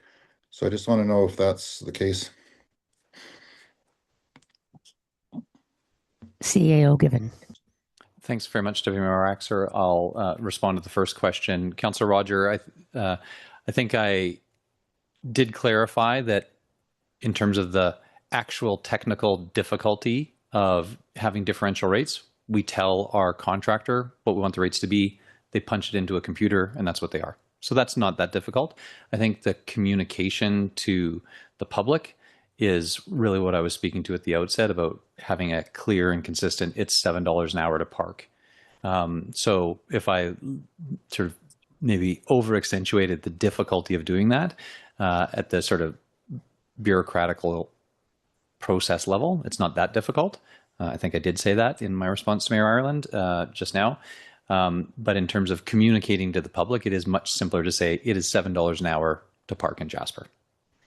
I'll maybe let Director Nadon handle the second part about the regulation of on-street parking generally outside of paid parking. Thank you, CO Given, Deputy Mayor Waxer through to Councillor Roger. The 2-hour, the time limits apply to everyone. So currently residents are exempt from paying for paid parking, but regulatory signage for the time limits still apply. So that means on street, in front of businesses, as I explained earlier, this would be 2-hour parking only. Something we've dealt with in the past is there are residents that live downtown usually above businesses, and so that 2-hour parking limit is pretty challenging for them if they don't have a dedicated stall that comes with their rental or the place they're living. So that was part of the reasoning with putting the Connaught side, the train track side of Connaught, to be 12 hours to give them a bit more options. And yeah, so on street 2-hour turnover is already addressed through enforcement of the 2-hour parking. I mean, our officers can only be at so many places at once, so I'm sure some of them park for a bit longer than 2 hours and may not receive a warning or a ticket. I think something that became obvious through other discussions and the use of parking lots downtown through different projects, namely the location of the pop-up village, we looked at the data, and parking lots might be where residents park for free and are potentially there for longer, and therefore having an impact on the total revenue generated because they don't pay. They're still subject to the time limit, but they don't pay. So in the past earlier years of the program, we've had some attempts at regulating how long residents could stay in terms of number of hours or number of dollars that they would be allocated. And that program was very difficult to administer. And it was namely because the parameters that were set by council didn't align with the technical capabilities of the hotspot system. As we found out in Banff last week, they have a program where I believe residents get 3 hours a day of free parking. So there's a limit to it. That is something that we could definitely look at. Not something that I see being possible to implement for this upcoming paid parking season. But if that's somewhere council wishes to move in the future, we could certainly take in that directive and start working on it. And it is possible. We just need to find the right configuration where residents could still park for free, but would be limited more so than they are currently with the on-street and off-street parking time limits. Okay, that explains. Thank you. Sir Councillor. Thank you, Deputy Mayor Waxer. And through to you, I suppose, to Christine. That last discussion summed up quite a few of my questions, but it was more to Banff's angle about having locals a maximum of 3 hours. Right now, I think locals don't have to use the app. So they would have to if it was 3 hours, which, I mean, I believe in that system, but I guess it leads me to another question. If we can park on the train track side of Connaught, that's where a lot of the workers would be parking if they went to work, like even on Patricia Street. But then that maybe ties up funds that we could possibly be making, which, you know, I mean, they need somewhere to park, but it also leads into the whole transit. If we did have a reliable, seamless transit system that those folks could use to take to work, that might make us some more revenue on that end. And, you know, but like I say, my questions were pretty much summed up on before, but just getting it out there. Thank you.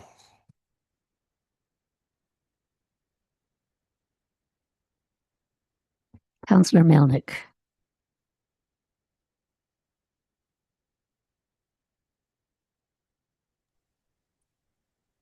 Thank you, Deputy Mayor Waxer. And I want to go back to the report because I would like to have a bit of a discussion about, in 2022, we generated $686,000 worth of revenue. And I think we had an on-street kiosk, one, and the app. And during that early part of 2023, I think we asked administration to purchase additional kiosks. And in the 2023 report, we had 5 kiosks operating. And we went from our 675 target revenue to 1.16 million. And I believe if you provide more opportunities for compliance, will generate more revenue. And I would like to ask administration if they've considered adding additional kiosks to the community to make it absolutely easy for our visitors to pay for parking. They know they have to pay for parking. What we've done is we've made it hard for them. I shouldn't say hard. For those who prefer to use a kiosk, and I've seen people lined up at the kiosk to pay, they're eager to pay. But should we not consider making that easier for our visitors to pay and contribute to our municipal revenues? Just anecdotally, I know in one place in Kelowna, I can stand on a street corner, and on 3 different streets, I can see 3 different kiosks. So they seem to have added a lot of kiosks to ensure compliance, and I'm wondering if administration has looked at that. CAO Given. Deputy Mayor Waxer for Councillor Melnick. So I was just having a discussion with Directors Nadon and Malinchuk. I don't have the specific number at hand, and I don't know if either of the others do, but I can say with a high degree of confidence that the vast majority of revenue from the program comes through the app. Both directors are nodding pretty vigorously. So kiosks, the jump in revenue, I don't believe was as a result of the additional kiosks. They were a small contributor. I think if council wants to increase sort of ease of use of the system and provide additional convenience, then by all means, that's something that that we can choose to do at council's direction. And I wouldn't see it being a main revenue driver. The in-person kiosk payments contribute a very, well, I won't say very, a relatively small proportion of the overall revenue of the program. The vast majority does come through the digital app. And I think what we see is that in other communities that have had paid parking for longer, there's probably a bit of a default to the legacy of in-person physical payments. They've probably transitioned from parking meters, where you'd have the one that you'd pop your quarters into, per stall along the street. And they probably transitioned to kiosks as an improvement. We actually skipped both of those steps because Jasper didn't have that history of physical paid parking, and we were able to go to sort of the digital implementation. I think the kiosks are very much a convenience measure that was council directed. And if council wanted to see more of that, certainly that's something we could do, but we wouldn't attach a significant revenue bump from the provision of more kiosks.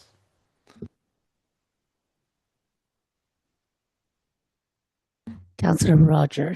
Just, if I may, before Councillor Roger, thank you for clarifying that. I think it's important that the public know that, if the more signage maybe we have regarding how to pay for parking might be beneficial, although we may have adequate signage right now. But thank you for clarifying that the vast majority of the parking comes from technology rather than physical use of a kiosk.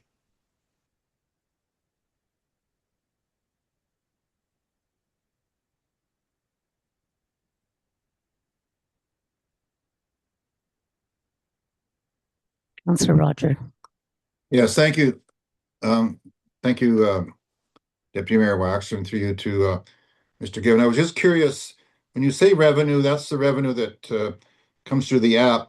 Does it include the parking tickets that people that don't pay end up paying indirectly through to the parking? And if so, how much is that? Did you know? Director Nadeau. Thank you, Deputy Mayor Waxer, through to Councillor Roger. The revenue from paid parking is that only. So it is the user fee for parking. Enforcement revenue shows up in a different line item under revenue for the bylaw enforcement service. You would see general traffic enforcement is kind of a general category. So parking ticket revenue would come there, but so would other general traffic enforcement revenues. So we'd have to pull that data for that. And I can attempt to pull up our projected estimates for 2025 and 2026, but I don't have that information in front of me right now. And another question I was just emailed by somebody. is this revenue net revenue or gross revenue? I mean, do you take off the cost of the service? It's just the gross revenue, isn't it?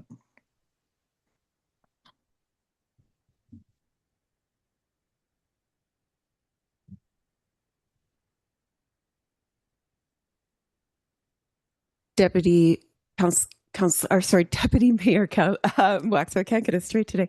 Through to Councillor Roger, it is the gross revenue that we're speaking of when we're talking about the amount that's brought in on revenue only, solely on that amount. Okay, thank you.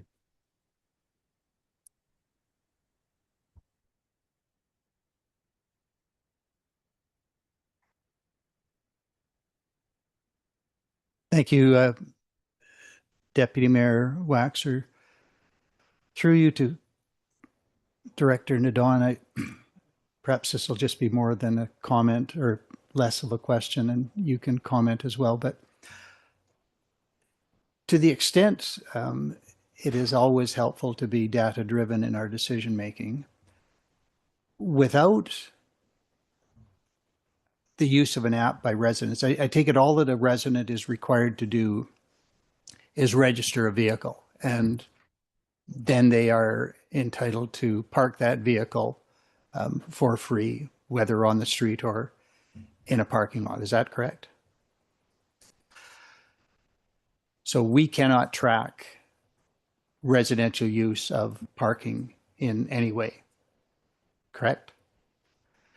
And in order to do that, so that we might, for example, figure out the lost revenue opportunity, we would have to require residents to employ an app or a kiosk or something when they park their vehicle, so we could track the number of hours residents use to park on public parking, and then calculate the amount of lost revenue opportunity.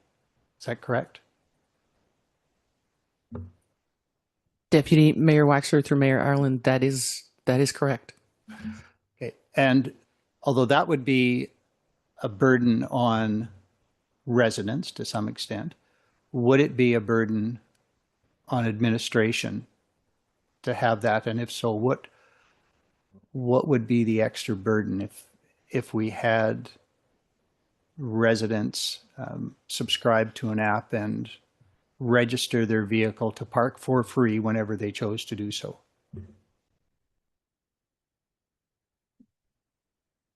Deputy Mayor Waxer through the Mayor Ireland, I was still on there. I think it's more of a friction cost than a operational cost if the program is set up the right way. And that is the hurdle that we were up against when we launched the program. So we attempted to launch something based on parameters that were not easily compatible with the app we were using. So we ended up dealing with a lot of frustration from residents, and rightly so, because the program was not functioning the way we thought it would. And that was in the early days of paid parking. So in addition to that aspect, we were also dealing with learning how to manage the program. That is quite a few years back now. I like to think that from an operational standpoint, the signage, the payments, the visitors, we've kind of have that figured out now. So we could work towards implementing a process where residents would have to clock in and clock out, essentially. So whether it's on your phone, on the app, or on a kiosk, the same ways, similar ways as visitors are interfacing with the program could be available to residents. As I outlined earlier, that's something that I would look towards more for the year 2027. Like, I don't know that we can do that with the May 1st timeline of paid parking starting right away, but certainly I'm sure Hotspot has methods of doing that, and we would have to figure that piece out first so we implement a program that is actually compatible with the app. Having that said, the resistance, and if I dare say the ire that was directed at staff with that paid parking program initially was highly disruptive to our operations, and it was widely spread out amongst lots of front desk position people, the bylaw enforcement service as well. It was very, very difficult for staff, and it became a psychological health challenge to deal with people doing that. So I would definitely suggest that we take our time and develop a process that works and do some communications and engagement and ensure that people understand what's happening before we move in that direction. But it is not an unrealistic expectation. Other communities do it. The technology is out there. I think the main challenge that I would highlight is seniors and technology. And, you know, we had a lot of people that were identifying as seniors for the purpose of getting an exemption, and whether it was the technological limitation was there or not, they just didn't want to do it, right? So we need to find the right mechanism to ensure that it works for residents, works for us, gives us the data. And you are 100% correct that without that data, we don't really have a good grasp on how much revenue we're leaving on the table. All right, thank you for that. I wasn't suggesting we move into that this year, but to get things lined up for the future. And again, our discussions last week with Banff Council and administration appeared to suggest that they have found a way, for the most part, to overcome that friction. And so there are opportunities through technology to make it easier. I think maybe we just haven't had the right technology yet. But thank you very much for that response. Director Malinchuk. Thank you, Deputy Mayor Waxer. I had my staff actually go into our app to pull some information to be able to answer Councillor Melnick's question about how much revenue came from the kiosks versus how much would have come from using the app or the tap signs. And pulling just a July sample, we were able to calculate that only 5% of the revenue for that month came from the kiosks themselves. And additionally onto that, there are capital costs associated with those.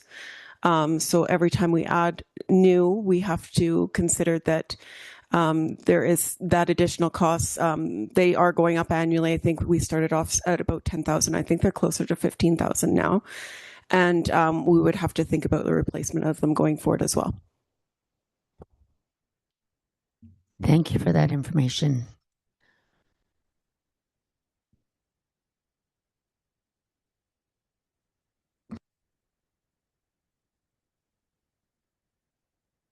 Are there other questions?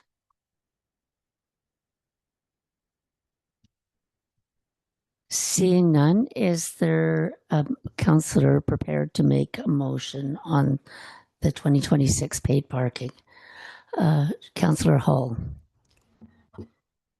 Thank you very much, Deputy Mayor Waxer. I would make the recommended motion that committee recommend council increase 2026 paid parking rates to $7 an hour on street, $7 an hour off street, and $28 full day off street. Any debate? Mayor Ireland. Thank you, Deputy Mayor Waxer, and not debate. And I apologize. Maybe it's in the report, but when I consider the motion, I have overlooked the start time for this and whether or not committee, which is recommending to council, consider whether we might delay the council decision for an additional 2 weeks, simply to allow a longer opportunity for public feedback. But I'm curious when the decision has to be made from an administrative position to have this implemented for the start of the paid parking season. And again, I apologize for not having asked that question sooner, but it didn't occur to me until Councillor Hall made her motion. And it is a sensitive matter, and we may hear lots next week when it comes back to council for a decision. But still, a week is not much time for the public to get engaged on this. So if we can extend it an additional 2 weeks, maybe that would be a healthy thing for the community. Director Nadal. Deputy Mayor Waxer through to Mayor Ireland. The sooner the better is the answer for administration, of course. But having that said, as we explained, it's a matter of hotspot going into the back end and updating the rates. I do think a 2-week delay would be, we would be able to accommodate it. Yeah. All right, thank you. Be awkward to change the motion, but if committee makes the recommendation, council can, even if it comes back in a week, defer it for another 2 weeks if they consider it necessary. So I appreciate again that, and I'm sorry to have interjected, and I do not have anything to debate on the motion itself. Any other councillors? I'll call the question then. All in favor? Motion carried. We move on then to, Councillor Hall. Thank you very much, Deputy Mayor Waxer. I'm going to take this opportunity to head out. As we heard, Deputy Mayor Waxer, and I want to thank you for your statement this morning. As we know, 2 young lives were lost last night in a terrible accident. As they were heading home from a hockey practice, Kayla and Danica were teammates of my son. And like so many families in Jasper and Hinton, our hearts are shattered. And as a councillor, I stand with the community in grief. But as a mother, as Casey's waking up and texting me, I need to go be with him. So I trust we're in good hands. There's quorum. So thank you. I really wanted to be here for paid parking. Thank you, guys.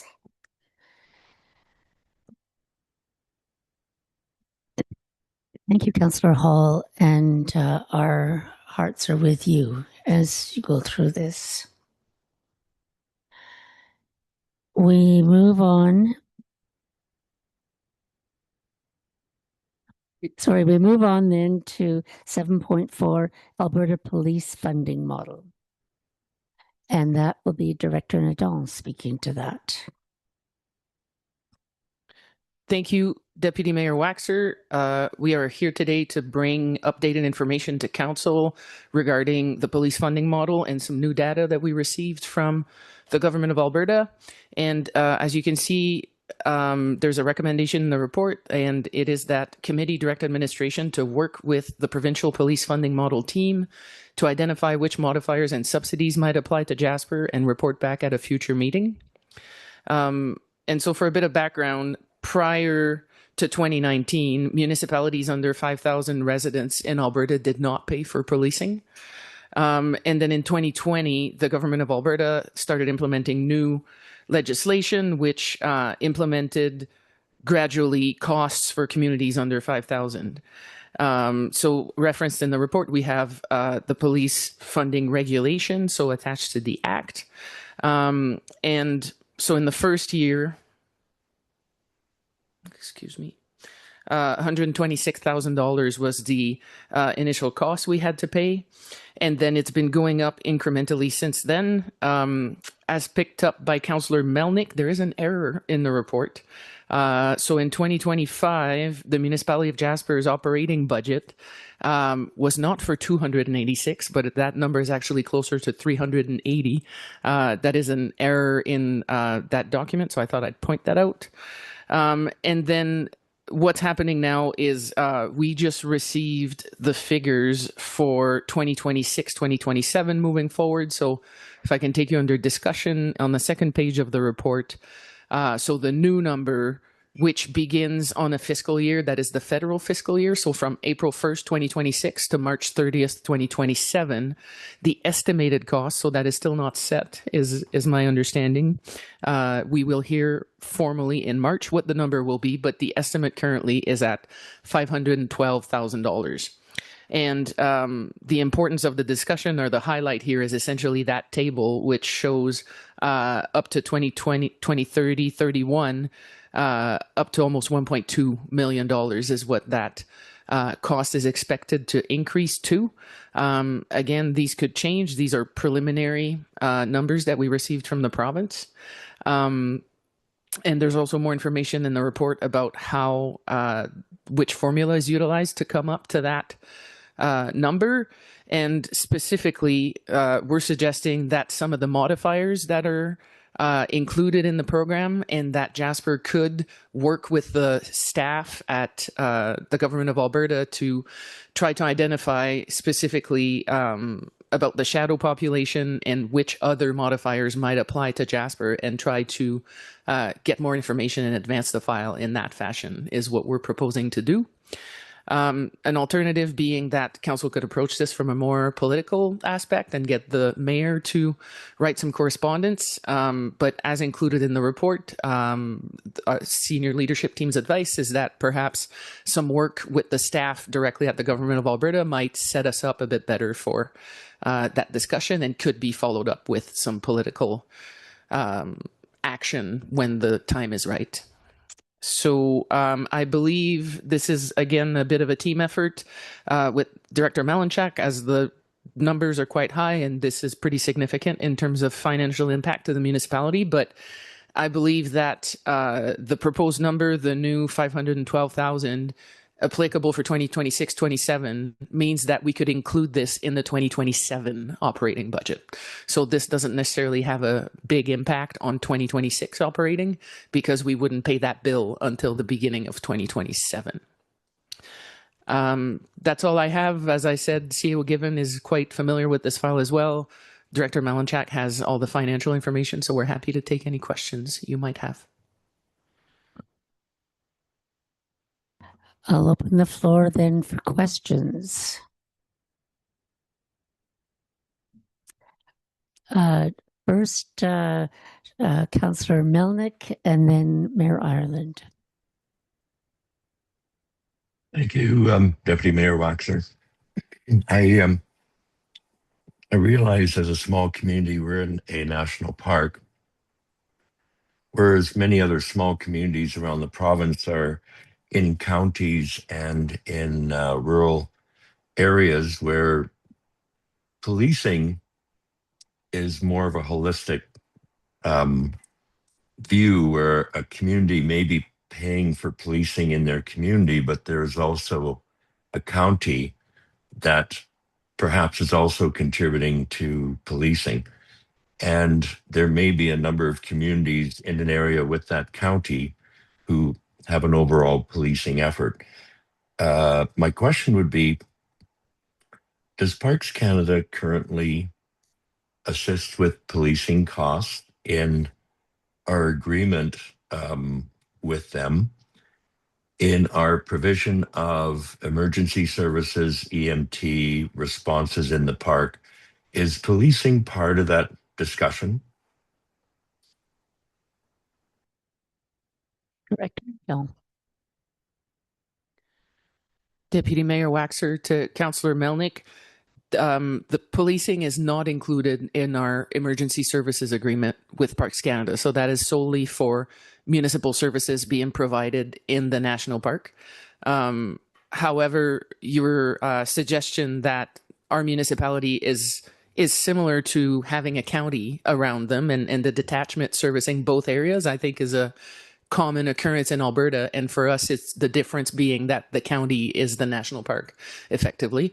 And I don't have the details on how that financial structure works, but I think the cost for service for policing in the park is something that is happening directly between the RCMP and the national park. I don't believe the municipality of Jasper is paying for services in the national park, but I don't have firm details on that. Thank you, Director Natal. If I may, it would be nice to know if that is in fact the case, because quite often our detachment is responding beyond the town site limits and as far away as Moline Lake and down the Parkway and, to right across the borders of the national park. And I think given the current forecast of expenses, we need to fully appreciate what the cost of policing will be, not just for the community, but for this 10,000 square kilometer national park.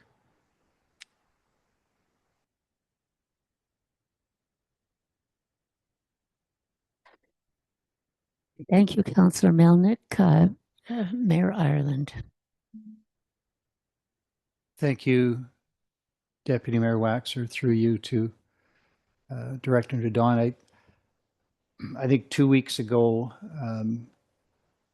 I posed some questions to take forward to Sergeant Badesi about those kind of numbers, and that was in part in anticipation of this very matter becoming live as we anticipated it would. So I think that Councillor Melnick is right that it would be useful to know the services provided by the RCMP on a broad scale within the national park and what are attributable to policing Jasper residents and what are attributable to policing visitors.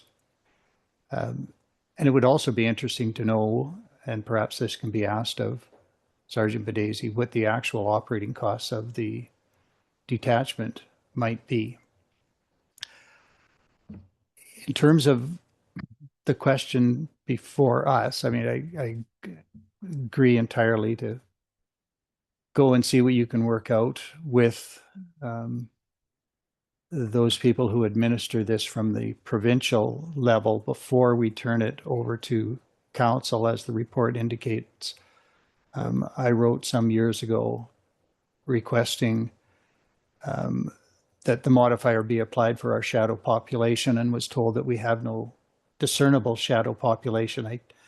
I take it that the shade of the mountains is so great that you can't discern part of the population that lives here.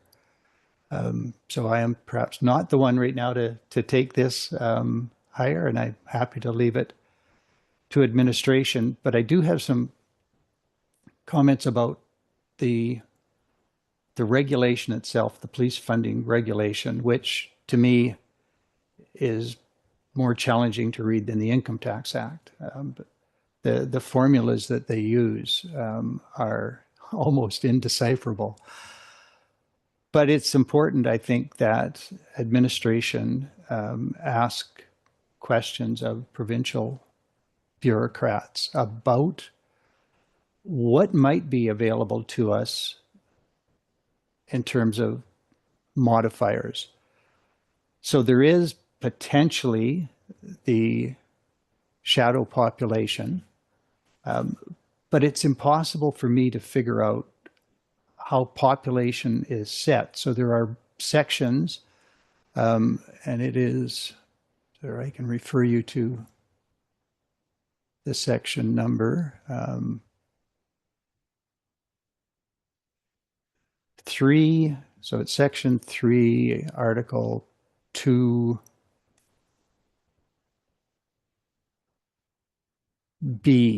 where they talk about weighted population, and they say that the population of the municipality as determined by the president of the Treasury Board and the Minister of Finance. So, I mean, what is that based on? Is that based on census data that is publicly available? It seems to, and I will ask a number of these because they're all the same, but it seems to just give discretion to individuals in government to determine our population. Similarly, for the shadow population is as determined again by the president of the Treasury Board and the Minister of Finance, but it doesn't say how they make that determination. There is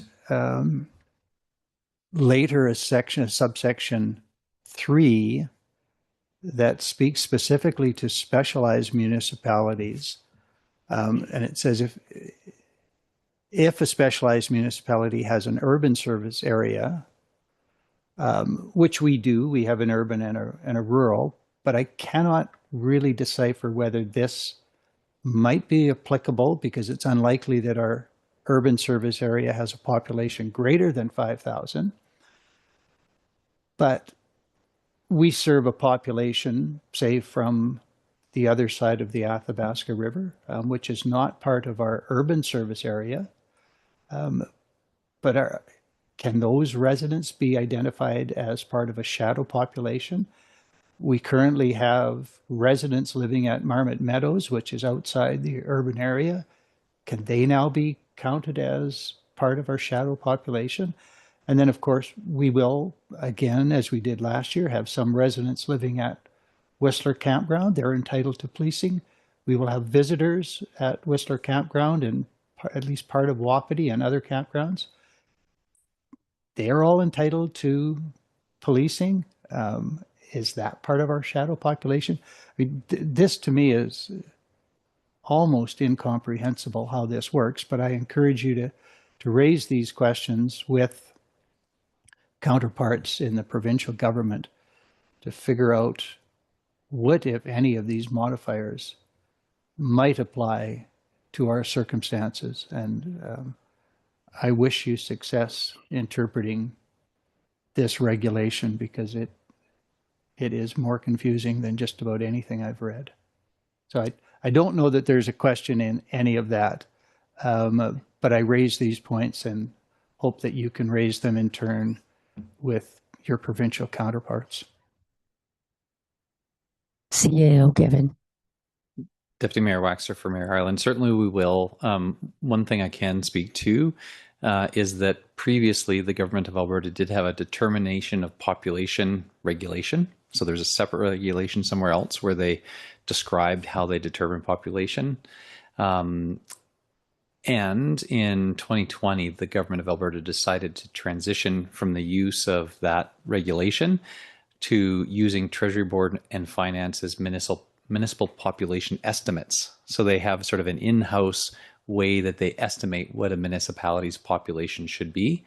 And so over time, they have essentially changed. There used to be a law on the books, a regulation that described how the province would determine the population of municipality for purposes of this and other grants. And in 2020, they decided to say that they weren't going to use that anymore, and that they would use an in-house calculation. And their methodology is not something I have access to, but has changed over time. And I think that's why you're seeing that. I think you're exactly right, Mayor Ireland. The policing regulation references somebody else making a decision about what our population is. I think that's an accurate interpretation.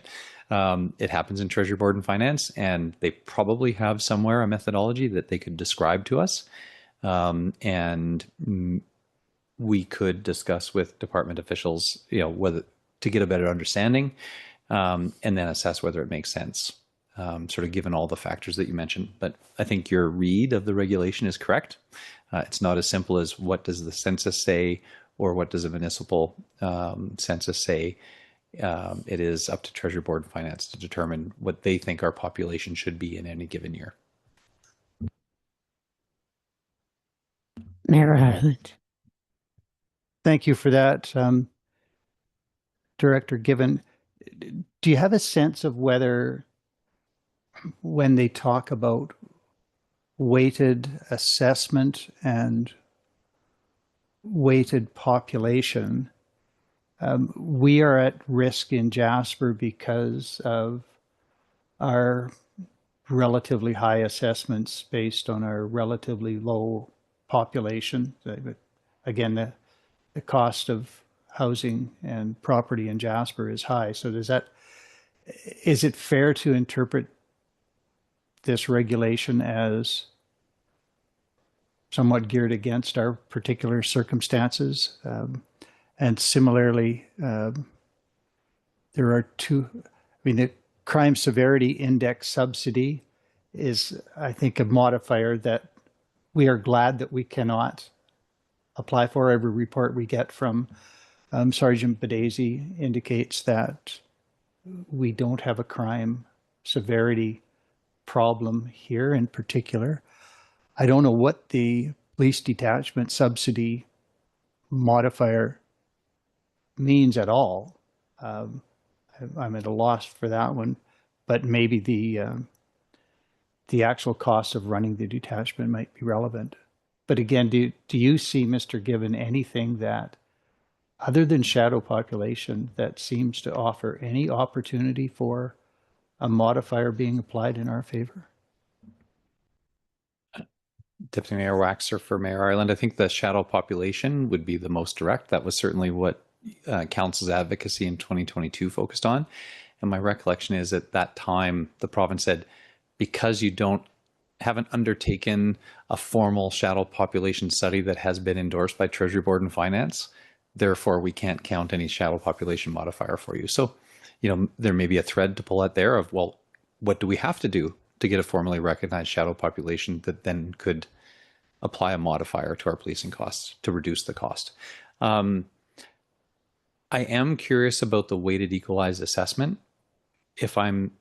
And it's possible that Jasper, because of the relatively high value of assessment, we all know that a residential property in Jasper, if you magically picked up that property and placed it in some other community, it might not have the same assessed value, right? So a $1 million home in Jasper might only be a $800,000 home in some other community, just because of the supply and demand. And it's possible that is negatively impacting Jasper when it comes to our share of policing costs. Like, I think and I think Mayor Ireland to be well aware of this. I think that's been an issue with respect to provincial school funding and property tax that's collected on the basis of assessed values, equalized assessment. That same concern might be at play here. And maybe somewhere where we need to make a bit of an argument that has a disproportionate impact. And I think that's why it would be interesting to understand what the total costs are of operating the Jasper detachment. The police funding regulation is intended to take the total provincial cost of policing and distribute it across all of the municipalities in the province. It's not actually directly tied to the cost of operating the detachment in that local municipality, right? It's just taking this total of a couple $100 million or whatever it is that the province pays, and then apportioning out an increasing percentage to local tax bases to pay for. I would be curious to see if by 2030, how that $1 million in Jasper's share of provincial policing would match up with the operating costs of the Jasper detachment. Because if it's 50% of the cost of the Jasper detachment, then we're probably paying more than some other municipality that is, in terms of the relative cost of provision of service in the local area, than some other municipality that doesn't have a detachment. So there's a lot of complexity. That's why the administrative recommendation is to discuss with provincial staff first, so we can understand it clearly, so we can come back to you and give you good information about what might apply, what might not apply, and if there are any avenues for advocacy that we might want to take. But we think that building a more clarity and a better understanding is probably the first step.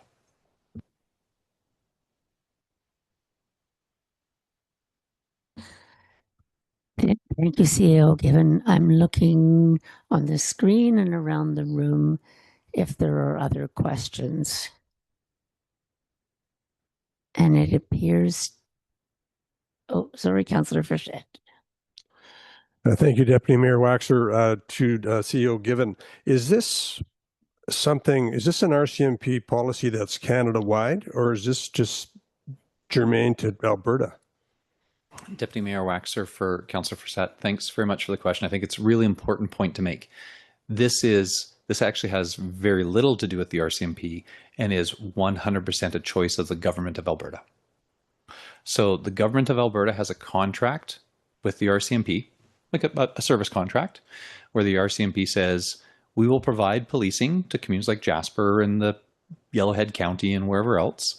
And the cost of that policing is X dollars, $250 million or whatever the number is. And Alberta has a choice about what they do with that cost. Prior to 2020, the government of Alberta paid for the policing for Jasper. So Jasper had no cost of policing. We just got RCMP by virtue of the agreement between Alberta and the RCMP.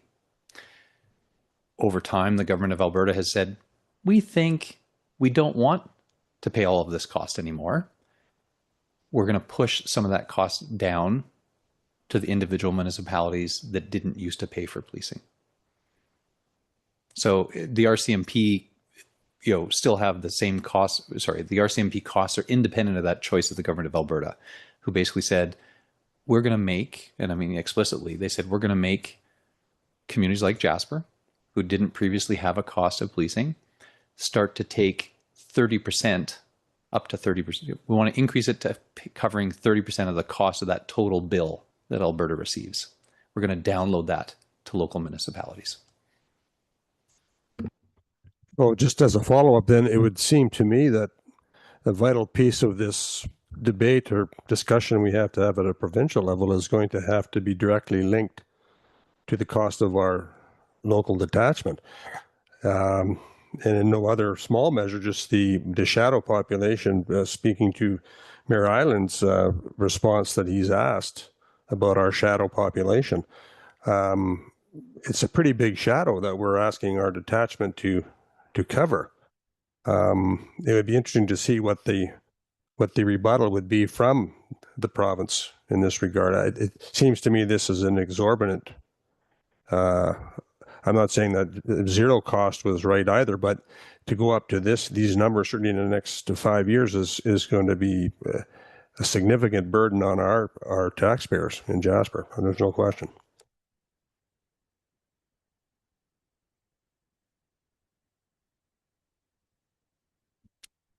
Thank you, Councillor Frechette. Any other comments? Then is there a councillor prepared to make a motion? Mayor Ireland. Thank you, Deputy Mayor Waxer.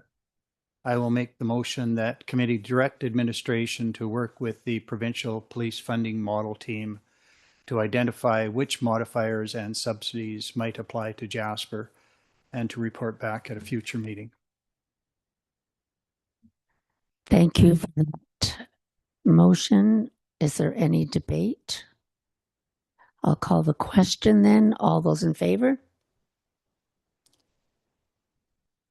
Motion carried. We move on then to 7.5 insurance matter. Thank you, Deputy Mayor Waxer. That was my addition to the agenda. Today marks 5 months before the 2-year anniversary of the fires, which devastated our community and caused so much loss. Much of that loss being, of course, insured loss. It is apparent that there are many, many people in our community still struggling with insurance issues. And generally speaking, there will be a limitation date to commence action against insurers, which expires 2 years from the date of loss. So that is approaching July 24th of this year. Given everything else that community members are going through, the prospect of having to issue claims against insurance companies for unresolved matters seems unduly burdensome in the extreme. With just some minimal research, it appears that for the fires that impacted Fort McMurray 10 years ago this May, the government of Alberta, working with the Insurance Bureau of Canada, in fact, had insurers extend that limitation date for an extra year. And my purpose today is to bring this forward to the attention of Council and to follow a similar course of action. If there could be a blanket extension of the limitation date, then that would relieve many residents, I think, from the burden of grappling with this question. I mean, even though some have started the rebuilds, many have not. But even for those who have, there may be continuing questions of cost escalation and whether or not that should be part of the claim. People won't necessarily have settled their contents claim yet. They won't necessarily, well, couldn't perhaps have settled their alternate living expense claim because they still don't have a house to move into, and yet this deadline is looming. So if there was a blanket extension of that, I think it would relieve stress for so many people in the community, and it has precedent from Fort McMurray. Having said all that, my motion would be that committee direct administration to contact the Government of Alberta through the Minister of Finance and the Insurance Bureau of Canada to advocate for the extension of the deadline for filing insurance claims in respect to losses of any nature arising from or related to the July 24th, 2024 Jasper Wildfire Complex. And again, speaking to the motion, my intent is simply to give our community members some additional breathing space to resolve claims without having to add to their plate the prospect of either a rush settlement or retaining counsel to file action against insurance companies.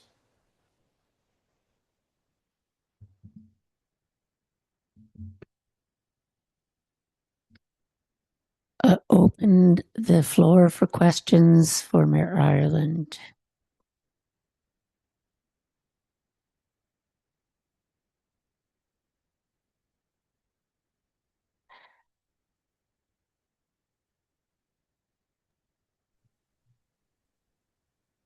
Councillor Melnick. Thank you, Deputy Mayor Waxer, and through you to Mayor Ireland. Have you been in touch with the Insurance Bureau of Canada already? I do recall during some of the discussions early in the communications with people that should your claims go beyond the 2 years, you would need to make representation, I believe, to your individual insurance companies. I applaud you for this motion because it would certainly assist every resident who's currently dealing with insurance matters, no matter where they are in the process. Some are much further along, some not so much. But I applaud you for bringing this forward, and hopefully with this 4-month lead time, 5-month lead time, we'll be able to have an appropriate response from the insurance bureau, the insurance companies, and the province. Thank you, Councillor Melnick. The short answer is no, I have not had contact with the Insurance Bureau of Canada about this. And I regret to some extent that it's lingered this long. It might have been appropriate to make this motion earlier, but I hadn't thought of it until the weekend. And I have not had an opportunity to contact either the province of Alberta or the Insurance Bureau of Canada, but I'm happy to make the motion and direct that administration commence those discussions immediately so that we have some resolution in the coming months.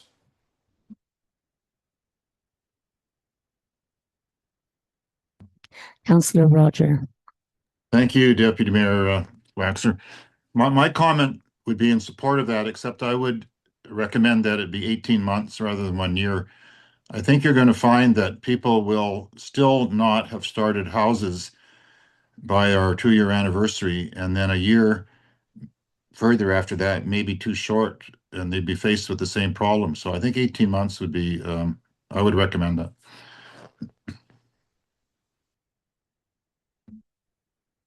Yeah, thank you, Councillor Roger. And I had the same thought. And so I was silent as to the length of the extension. And I think as part of the discussion, we should find out what happened in Fort McMurray and whether that year was sufficient. But I do agree that longer is better and a year is probably too short. And even 18 months, it's questionable. We know that recovery is going to be many, many years. So I agree, but I am content to leave that with administration to advocate for the longest extension we can possibly get, recognizing that even 18 months might be too quick for some.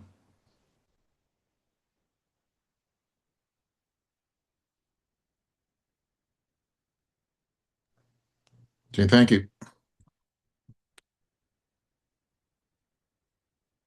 Thank you, Mayor Ireland, for raising this. And I want to echo my appreciation for you to raise this. I think for so many people, this will be an enormous relief if it is possible, and that given the degree of destruction that occurred in our community, it's only reasonable that it would take considerably longer to recover for each individual household. So thank you for your wisdom on this.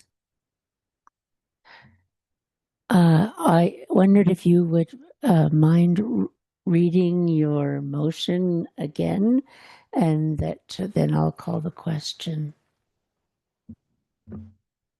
I'm happy to do that, and I will reread it. And before you call the question, perhaps we can have administration confirm whether there is any ambiguity in the motion or any concerns on their part concerning the direction. So the motion was that committee direct administration to contact the Government of Alberta through the Minister of Finance and the Insurance Bureau of Canada to advocate for the extension of the deadline for filing insurance claims in respect to losses of any nature arising from or related to the July 24th, 24 Jasper Wildfire Complex.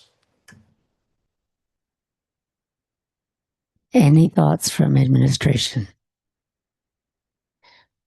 We're seeing nods of heads that it's clear to them. Any debate? Then I'll call the question. All in favor? Motion carried unanimously. Thank you again for that. We move then to the motion action list.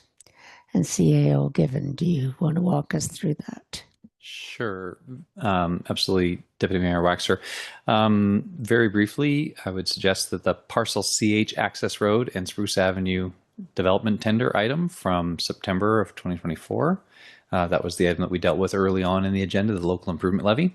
So that item can come off, obviously replaced with the motions that were council made today. And I believe all the other dates that are reflected in the motion action list are still on target. As always, if there was any change to those, we'd report back to council at a future time. But there are no other February items left. And so there's nothing else that needs to be amended other than the deletion of that item related to parcel CH Access Road. Thank you for that. Is there a councillor prepared to make a motion that committee approve the updated motion action list? Councillor Frechette, all in favor? Motion carried. We move then to councillor upcoming meetings. Councillor Frechette. Yes, I will be meeting with the Community Futures Board in Edson on the Thursday the 26th in the morning. Also following in that same day, I'll be meeting for an afternoon meeting with the Community in Bloom in Jasper.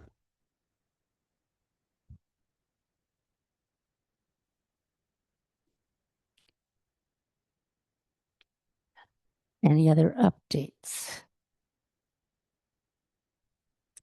Mayor Ireland. Thank you, Deputy Mayor Waxer. I'll use this opportunity to advise council that I will miss the meeting next Tuesday, which will leave our incoming Deputy Mayor, Councillor Frechette, to chair that meeting. I have accepted an invitation to provide a keynote address to the BC Climate Resilience Summit in Vancouver The date of my address is Monday the 2nd, but I can't get a flight back in time to be here for Tuesday, so I'll miss that meeting. For the information of council and the community, the invitation covers my cost of transportation and lodging for the summit, so there will be no cost to our community other than whether it's a cost or not for my absence at a meeting. I'm sure you can all get on without me, but just to let you know that I will not be here next week because of this accepted invitation to be at this particular summit in Vancouver.